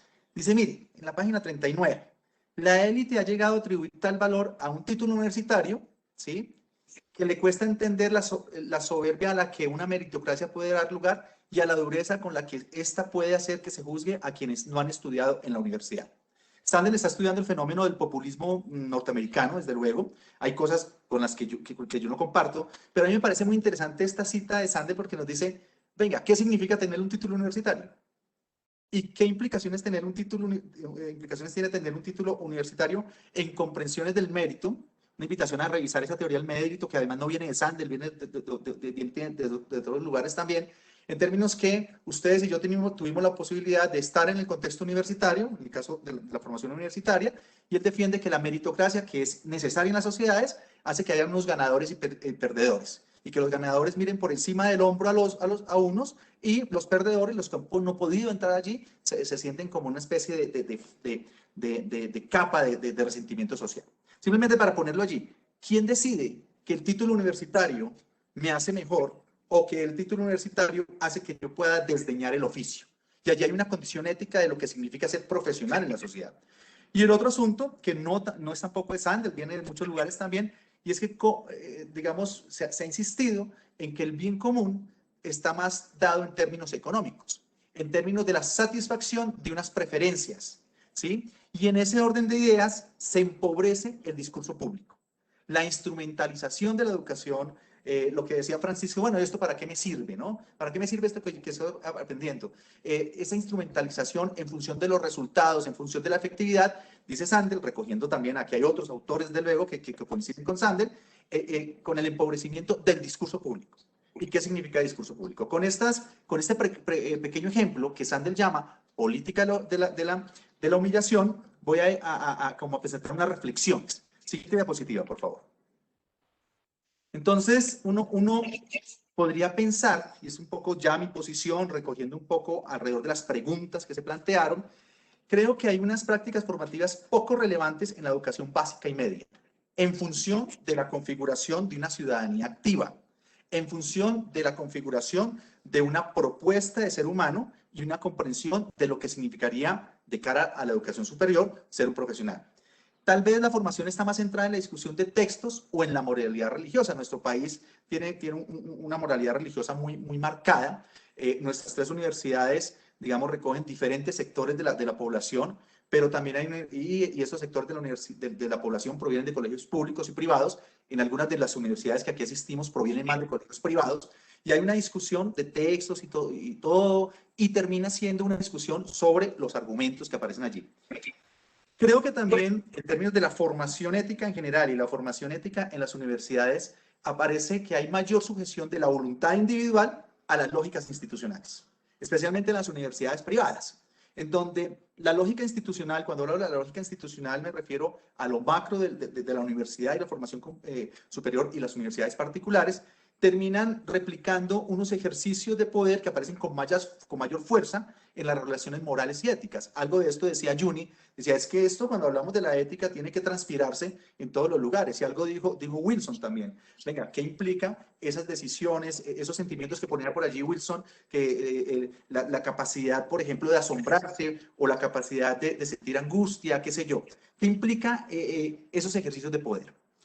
Y un asunto, esto ayer que escuchaba la charla que tuvieron ustedes, Wilson, con Beira, sobre allí en la Universidad del Rosario, estuve un rato, me ponía a pensar esto de la democracia, cómo termina siendo un asunto de delegación. Sí, claro que sí, una democracia total, pues no es viable, pero la delegación, pero ¿qué implica esa delegación cuando elegimos representantes de los estudiantes, consejos de padres de familia en los colegios, consejos comunales, consejos en el conjunto residencial? Nadie de nosotros quiere ir al conjunto residencial a la junta. Francisco, por aquí, esto sería como la comunidad de vecinos, ¿no? Nadie quiere ir a eso. Pero ¿qué implica el ejercicio de la ciudadanía en prácticas sencillas cuando aparecemos en los espacios de deliberación? Y eso implica, siguiente asunto, que la cultura moral de la institución, voy al siguiente punto, la cultura moral de la institución comporta un sentido crítico que lleva a la acción. De la cultura moral entendida como esas relaciones de comprensión de la ciudadanía, relaciones de comprensión de lo bueno, lo malo, lo aceptado, lo no aceptado, que va desde el portero hasta el rector, que pasa por los profesores, los estudiantes, y cómo eso implica la crítica, pero como acción. Me encantó eso que decía Francisco al inicio, que se le note al universitario esa subjetivación como universitario. Eso comporta digamos, una dimensión. Esto lleva, a mi juicio, a un empobrecimiento y no formación para el discurso público, que se corresponde con las prácticas ciudadanas, que implica ejercer el discurso, pero que eso se traduzca en prácticas de ciudadanía. Desde lo sencillo de la cultura moral de acordar una evaluación, desde lo sencillo de acordar los criterios de evaluación y hacerlos cumplir entre todos, a otros aspectos más importantes. Siguiente, Gina, por favor.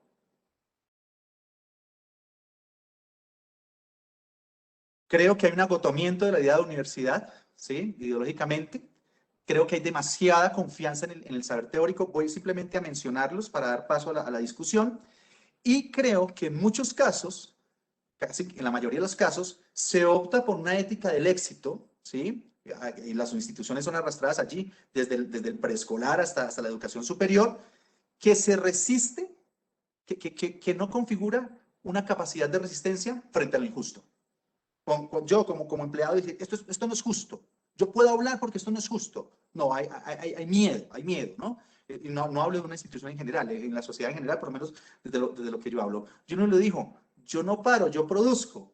Parece expresar una lógica centrada en la ética del éxito económico y en la meritocracia.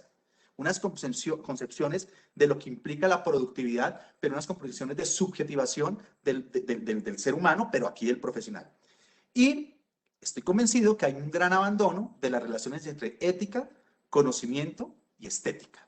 Me encantó cuando Francisco lo dijo. Claro, la estética se pierde. Creo que nos hemos centrado en el conocimiento, en el saber, pero hay unas dimensiones, hay una franja muy débil entre ética y estética que hay que explorar y la inutilidad de los saberes como tal. Formar para la participación sería una propuesta como configuración y puesta en marcha de las políticas públicas. ¿Cómo nos formamos para participar en la construcción de política pública o políticas generales? ¿Cómo construimos el PI de un colegio? ¿Cómo construimos el plan de desarrollo de la universidad? El plan de desarrollo de la institución. ¿Cómo construimos eso y ponemos a dialogar, claro, lo público, lo privado, etcétera?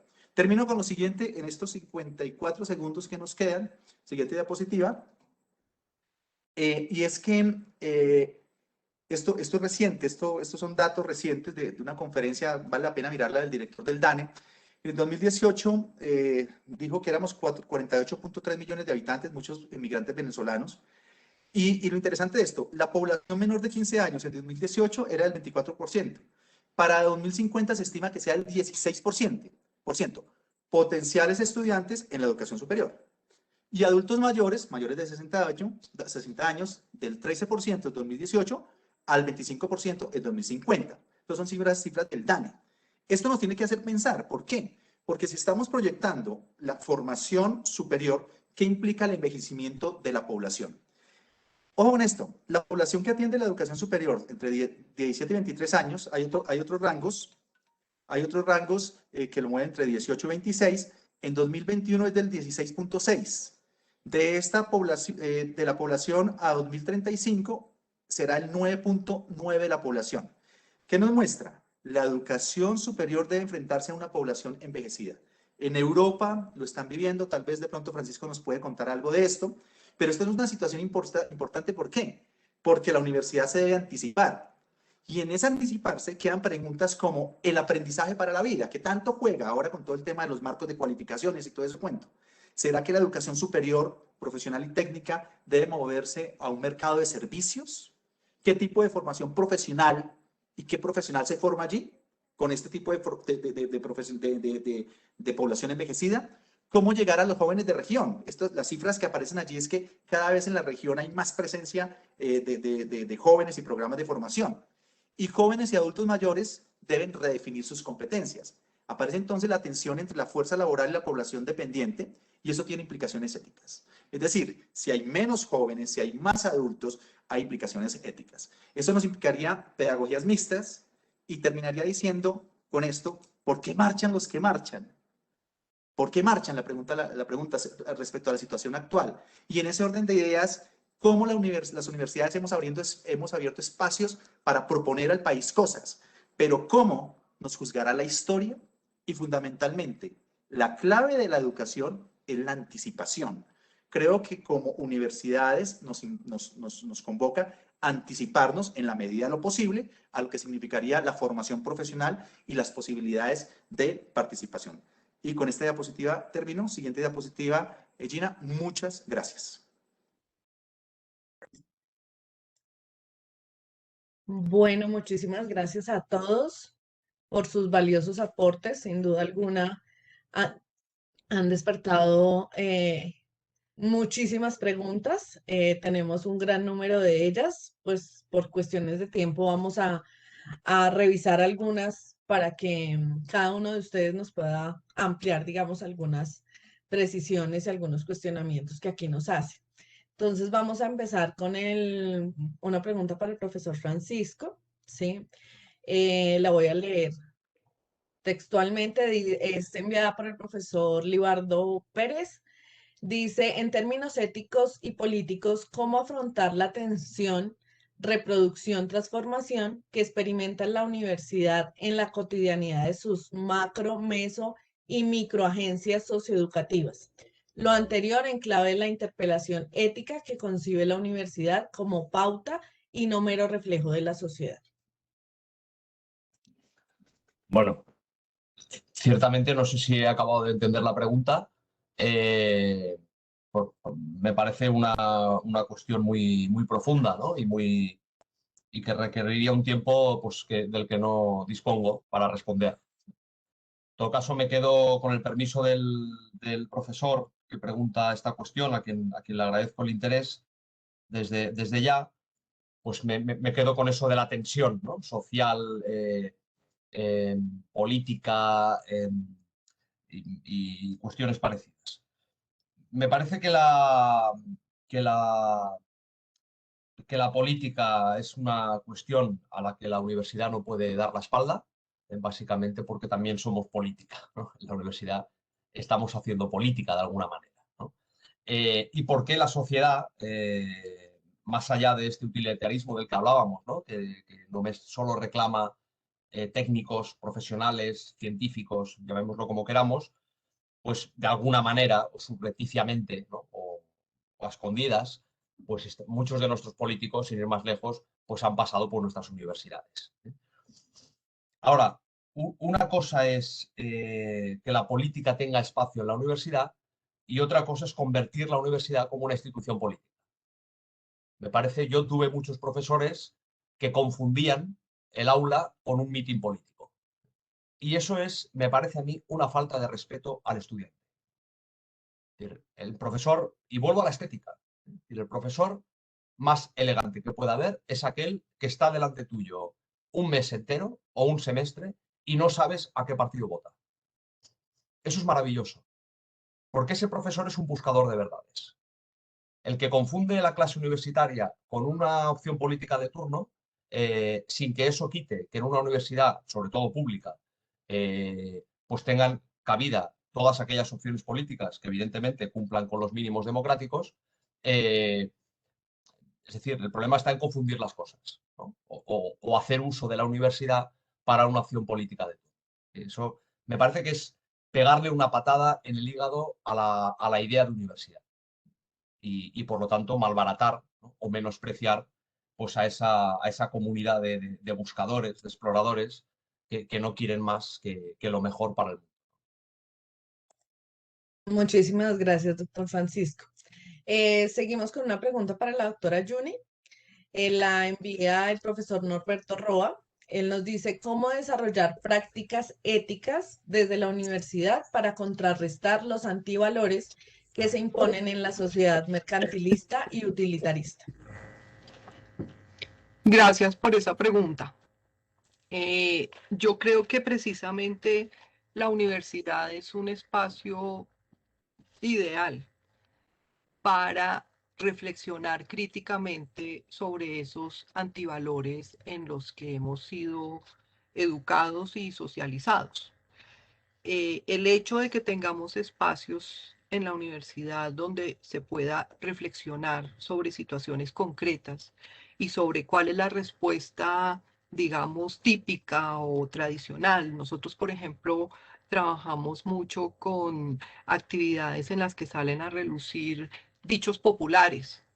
Y hacemos análisis de qué valores están detrás de esos dichos populares, cosas como, aquí Francisco nos perdonará si no entiende, pero papaya puesta, papaya partida, no hay que dar papaya nunca, pues reflejan una lógica que nosotros llamamos la moral del vivo, es decir, lo importante es aprovechar cualquier oportunidad que uno tenga para beneficiarse, y si alguien es perjudicado es su culpa por no haber estado atento, y no es culpa de quien está abusando de esa persona. Eso refleja unos antivalores que están muy arraigados en nuestra cultura. Y yo creo que el poder tener en la universidad espacios de crítica, espacios donde veamos qué es lo que está mal con esa lógica y donde los estudiantes incluso llegan a sentirse mal por usar ese tipo de lógicas, pues es una forma de contrarrestar esos antivalores. Y yo creo que esto tiene que ver pues con lo que decía Wilson antes, y es que si bien todos somos educadores, desafortunadamente no estamos coordinados. Y yo siento que en muchos sentidos a la universidad le toca ir en contravía frente a los otros mensajes que los estudiantes reciben de sus familias, de su entorno, de las redes sociales y de la sociedad en general. En muchos casos, para mí, la universidad es un espacio donde uno termina incluso distanciándose de los valores familiares. Las familias son más clasistas, más racistas, más sexistas de lo que es la universidad. Y yo creo que la universidad es un espacio para que los estudiantes reconozcan que han sido educados en entornos que tienen esos antivalores y se distancien de ellos. En ese sentido, yo creo que es una oportunidad para desarrollar lo que yo llamo una moral crítica. Muchísimas gracias, doctora Juni. Hay una pregunta que envían directamente para el profesor Wilson. Ya la reviso. Dice, la envía al profesor Alberto Silva. Dice, la familia es clave en la constitución del sujeto moral, pero un universitario aparentemente ya liberado de la familia, ¿tiene sentido hablar y contar con las familias para su formación ética? Bueno, eso es una muy buena pregunta. Voy a responderla de dos maneras. La universidad tiene un papel en la formación ética de las personas y ese papel que tiene la universidad en la formación ética de las personas no solamente tiene que ver como con su ejercicio profesional, sino también en su ejercicio como ciudadano. Y muchas veces lo que la universidad da, enseña y forma puede ir en contravía de lo que las familias inculcan. Aquí está como y eso no solamente con las universidades, sino en general con las instituciones educativas. Entonces, una de las cosas que se tiene que discutir y que se tiene que analizar como sociedad es cómo es esa tensión y conjunción entre los procesos que se dan dentro en las familias y los procesos que se dan en las instituciones educativas. Voy a ir a una cosa que se ha vuelto un lugar común en la educación y es, a principios, digamos, del siglo XX, buena parte de la formación ética sí ocurrían dentro de las familias, ¿sí? Pero cada vez es más la escuela, es más la institución educativa la que forma en los valores a los niños y niñas. O sea, cada vez entran más temprano a la institución educativa. Y aquí viene un tema que es interesante. Hay una señora, Amy Goodman, que lo analiza, y es que muchas veces los valores que se dan en la familia van a veces en contravía de los mismos valores que se dan en las instituciones educativas, que en principio tendrían que corresponder al ethos de esa sociedad en la cual se vive. Entonces, una de las cosas que es esta tensión la vimos en el 2016 en Colombia, con la discusión, cuando estamos en medio del plebiscito, con la discusión sobre la famosa ideología de género, ¿sí?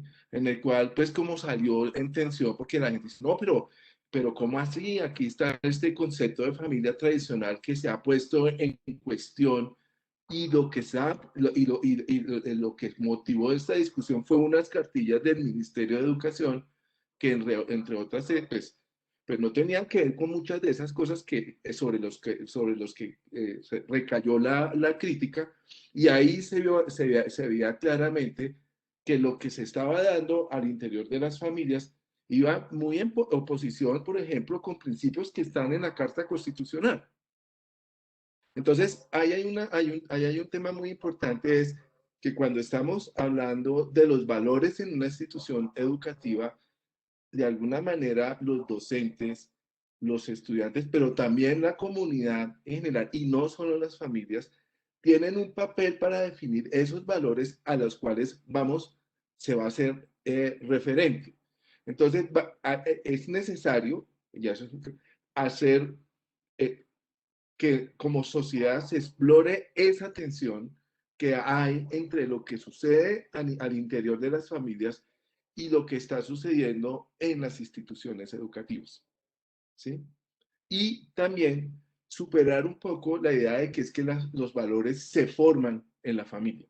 No, los valores no se forman solo en la familia, ¿sí? Y no quiere decir, ni tampoco que los valores correctos son los valores que se dan desde la familia.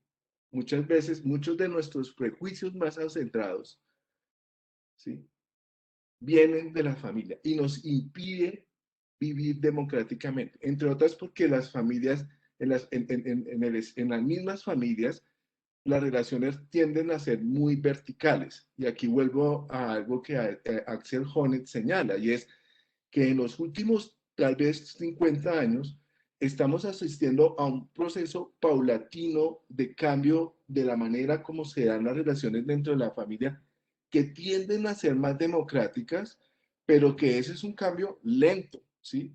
Y esos cambios lentos se van a ir reflejando en la vida democrática y la vida en las instituciones educativas. Y es importante tenerlos en cuenta. Ok, muchísimas gracias, doctor Wilson. Y cerramos con una pregunta para nuestro colega Diego Fernando Barragán. La hace la profesora Sonia Gómez y tiene que ver con si toda la sociedad debe estar comprometida con la fundamentación ética. ¿Cómo hacemos para que las redes sociales también favorezcan esta construcción de la realidad social y ética? Yo quisiera, si me lo permites, voy a responder brevemente, pero como que también a esta pregunta reaccionaran Francisco, Juni y Wilson alrededor de las redes sociales. Si la quieres volver a leer, yo respondo muy brevemente, sé que estamos muy corticos de tiempo. ¿Cómo es la cosa? Bueno, y quizás la plego con otra que ella nota ahí, y es, si toda la sociedad está comprometida con la fundamentación ética, ¿cómo hacemos para que las redes sociales también favorezcan esta construcción de la realidad social y ética? Ella plega otra pregunta y es, ¿qué falla se ha venido cometiendo en esa formación universitaria?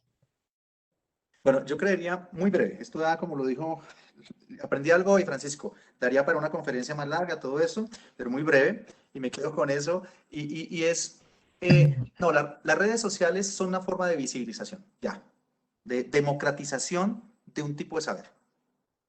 Claro, con todo lo que implica exclusión si no estás conectado. No es lo mismo tener conectividad en Bogotá a tener nuestros 80 chicos que están en Utopía conectados allí en una sala, ¿sí? Porque la red le da, pero de pronto se cae. Pero es democratización. Lo interesante allí es cómo estudiamos las redes sociales porque hay, digamos, una manifestación pública a favor, en contra, y cómo hacemos también digamos, tenemos el criterio para filtrar qué es lo que es verdadero, por lo menos cierto en alguna medida. Yo diría que las redes sociales son necesarias, las redes sociales muestran muchas cosas, hay de todo, pero ¿cómo formamos el sentido crítico? Y cómo formamos en una identidad profesional que le apunte a generar, digamos, sentido crítico frente a las redes. ¿Qué hemos fallado? Yo pienso que hemos fallado en las maneras como nos comprendemos en nuestros proyectos como nacionales, ¿no? Y tal vez a algunas sociedades le ha funcionado y a otros no tanto. Sé que esto se queda corto, sé que la respuesta está incompleta, pero quiero darle la palabra, especialmente yo soy el de casa, a nuestros invitados.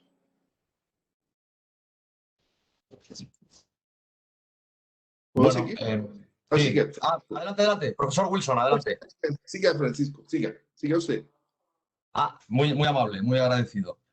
Bueno, este es un tema, evidentemente, que daría para un seminario aparte, ¿no? O si no varios. Yo creo que es importante definir primero o tener claro que las redes sociales son un canal de comunicación. Es decir, no son un medio de comunicación. Porque la diferencia es importante. Es decir, un medio de comunicación a los que estamos acostumbrados de toda la vida, como puede ser un diario o un periódico, no sé cómo se llama ahí en Colombia, tiene una línea editorial y por lo tanto tiene una línea moral. Uno ya sabe de qué va cada medio de comunicación. Es decir, uno ya sabe qué se va a decir en tal canal de televisión. Es así. Es decir, ha sido montado por quien sea, por una manera de pensar. Las redes sociales son canales de comunicación. Y eso tiene una ventaja. Es decir, no hay línea editorial y por lo tanto no hay línea moral ni ética. Pero también tiene algún inconveniente. Es decir, claro, es decir, eso quiere decir que uno puede utilizar ese canal de comunicación a su antojo o en relación a lo que piense, pero también quiere decir hasta dónde ponemos el límite. Claro, cuando Twitter corta a determinadas personas por opinar lo que opinen, todos estamos de acuerdo en muchos casos. Pero también deberíamos preguntarnos, decir, oiga, usted es un canal de comunicación, no es un medio de comunicación. Y en todo caso, si quiere ser un medio de comunicación, explicite su ética, porque yo ya sabré a qué me atiendo o no me atiendo. En cualquier caso, a lo que nos, relacionado con el mundo universitario, claro, pues nos encontramos ahora con cositas, ¿no? Por decirlo así, que uno puede utilizar para expresar lo primero que le viene a la cabeza y al alma, ¿no? Y vemos noticias que a todos nos encienden y al minuto, pues los dedos se te mueven solos, ¿no? Por decirlo de alguna manera, para escribir aquello claro, esto va un poco en contra de la filosofía universitaria que estábamos diciendo y sobre todo mis colegas, ¿no? De este carácter ético, ¿no? De este carácter del universitario. Es decir, si algo necesita aprender un universitario, Aristóteles ya sabemos la importancia que le daba, la llamaba la virtud entre las virtudes, pues es la prudencia, ¿no? Es decir, es aprender a ser prudente, es aprender a valorar lo que uno va a decir, si va a provocar tal cosa o va a provocar tal otra. Y sobre todo profesores. ¿Sí? A mí me preocupa mucho el caso, esto pasa también en escuelas, pero en universidades sobre todo, ¿no? El caso de profesores que el fin de semana se dedican a publicar la barbacoa que están haciendo con la familia y el lunes se van a plantar delante de los estudiantes a explicar la lección. Y es decir, en todo el tema de las redes sociales también entra la valoración pues, del tipo de relaciones pues, que uno puede llegar a tener con sus estudiantes en el mejor sentido de la palabra y en el más académico de la palabra. Pero bueno, insisto, como ha dicho Diego muy bien, es un tema, pero bueno, a tratar, porque me parece que las redes sociales han llegado para quedarse. Es decir, no desaparecerán cuando desaparezca la pandemia, ni muchísimo menos. Gracias. ¿Seguimos en orden de aparición o habla Diego? ¿O habla nada? Yo quisiera, porque tengo a las 11 clases. Dale. Bueno, yo quiero decir, es una muy buena pregunta, no se puede responder brevemente, pero quiero señalar que un problema de las redes sociales, que lo han señalado muchos, es que uno tiende a ver o a leer aquello con lo cual uno está de acuerdo, y con aquello que uno no le gusta, uno prefiere no ver. Y eso está generando que una cosa muy peculiar y muy problemática es que cada uno está teniendo una concepción de realidad muy distinta a los que tienen los que opinan distinto. Y entonces está pasando que no estamos compartiendo un mundo en común, para usar esa palabra, esa tesis de Arendt. No se está construyendo un mundo común. Y eso creo que está incidiendo negativamente y fuertemente en la democracia y en el debate público. Porque en la medida en que no compartimos un mundo en común, es como si estuviéramos hablando de dos mundos que son intraducibles uno al otro y en donde no hay contacto. Entonces, una tarea como que fundamental para futuro, que no sabemos cómo hacer, estamos en la incertidumbre, es cómo hacer para que estas redes sociales no sigan ese derrotero, sino que permitan construir un mundo común más rico y más diverso, ¿sí? Y no pues lo que estamos viendo ahora, en la cual lo que vemos es una polarización extrema, y esa polarización extrema tiene que ver con que cada uno solamente ve una realidad y niega la realidad que está viendo el otro. Y eso imposibilita de entrada el diálogo, la discusión, eso la debilita de entrada. Y lo que entonces, lo que vamos a encontrar es una democracia supremamente competitiva, supremamente agonal, y aquí pues esto es para otra discusión, en donde yo voy a ver al otro, al que piensa distinto a mí, como un enemigo existencial al cual yo tengo que destruir. Y eso es un problema que se está viendo no solamente en Colombia, sino en todas las democracias en el mundo.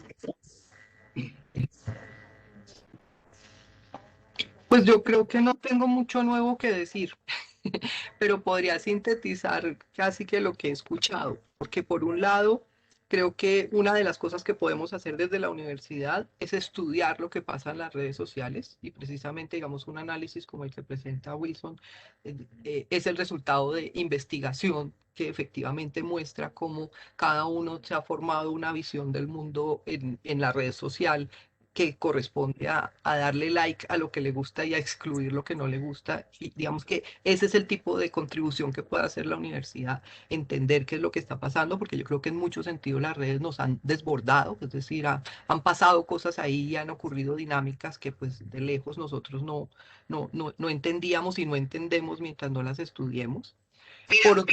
Por otro lado, Francisco decía, no tienen línea editorial y eso pues entonces nos da una responsabilidad a cada uno de los que participamos en ellas porque yo soy la línea editorial, es decir, yo tengo que dar cuenta de que leo, que publico, que republico, que retuiteo, que no retuiteo, tengo la responsabilidad de hacer eso y como educador pues tengo que tener mucho cuidado con lo que publico o no publico. Y pues también como educadores tenemos la responsabilidad de formar a los estudiantes en una lectura crítica y en la prudencia de la que también habló Francisco a la hora de relacionarse en las redes sociales. Entonces, para mí eso sería como lo que podríamos hacer desde la universidad. Ok, muchísimas gracias. Muy valiosos sus aportes. Sin duda alguna, como les escribí aquí en el chat, esto es pretexto para seguir alimentando la discusión, no solamente en la academia, sino seguramente en nuestras vidas personales. Hay muchas cosas que comprendemos como nuestros comportamientos éticos, pero producto de tantas estéticas y tantas vulneraciones, opresiones que tenemos, a veces terminamos saltando también esos principios éticos y morales.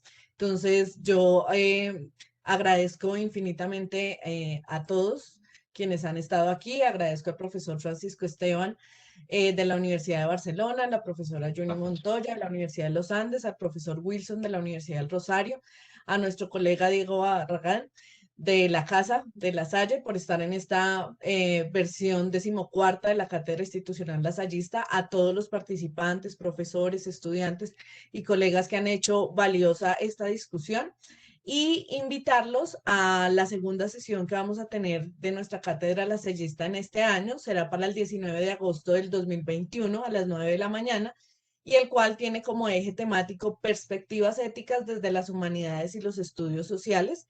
Allí contaremos con la presencia de la profesora Karina Batillani, secretaria ejecutiva del Consejo Latinoamericano de Ciencias Sociales de Claxo.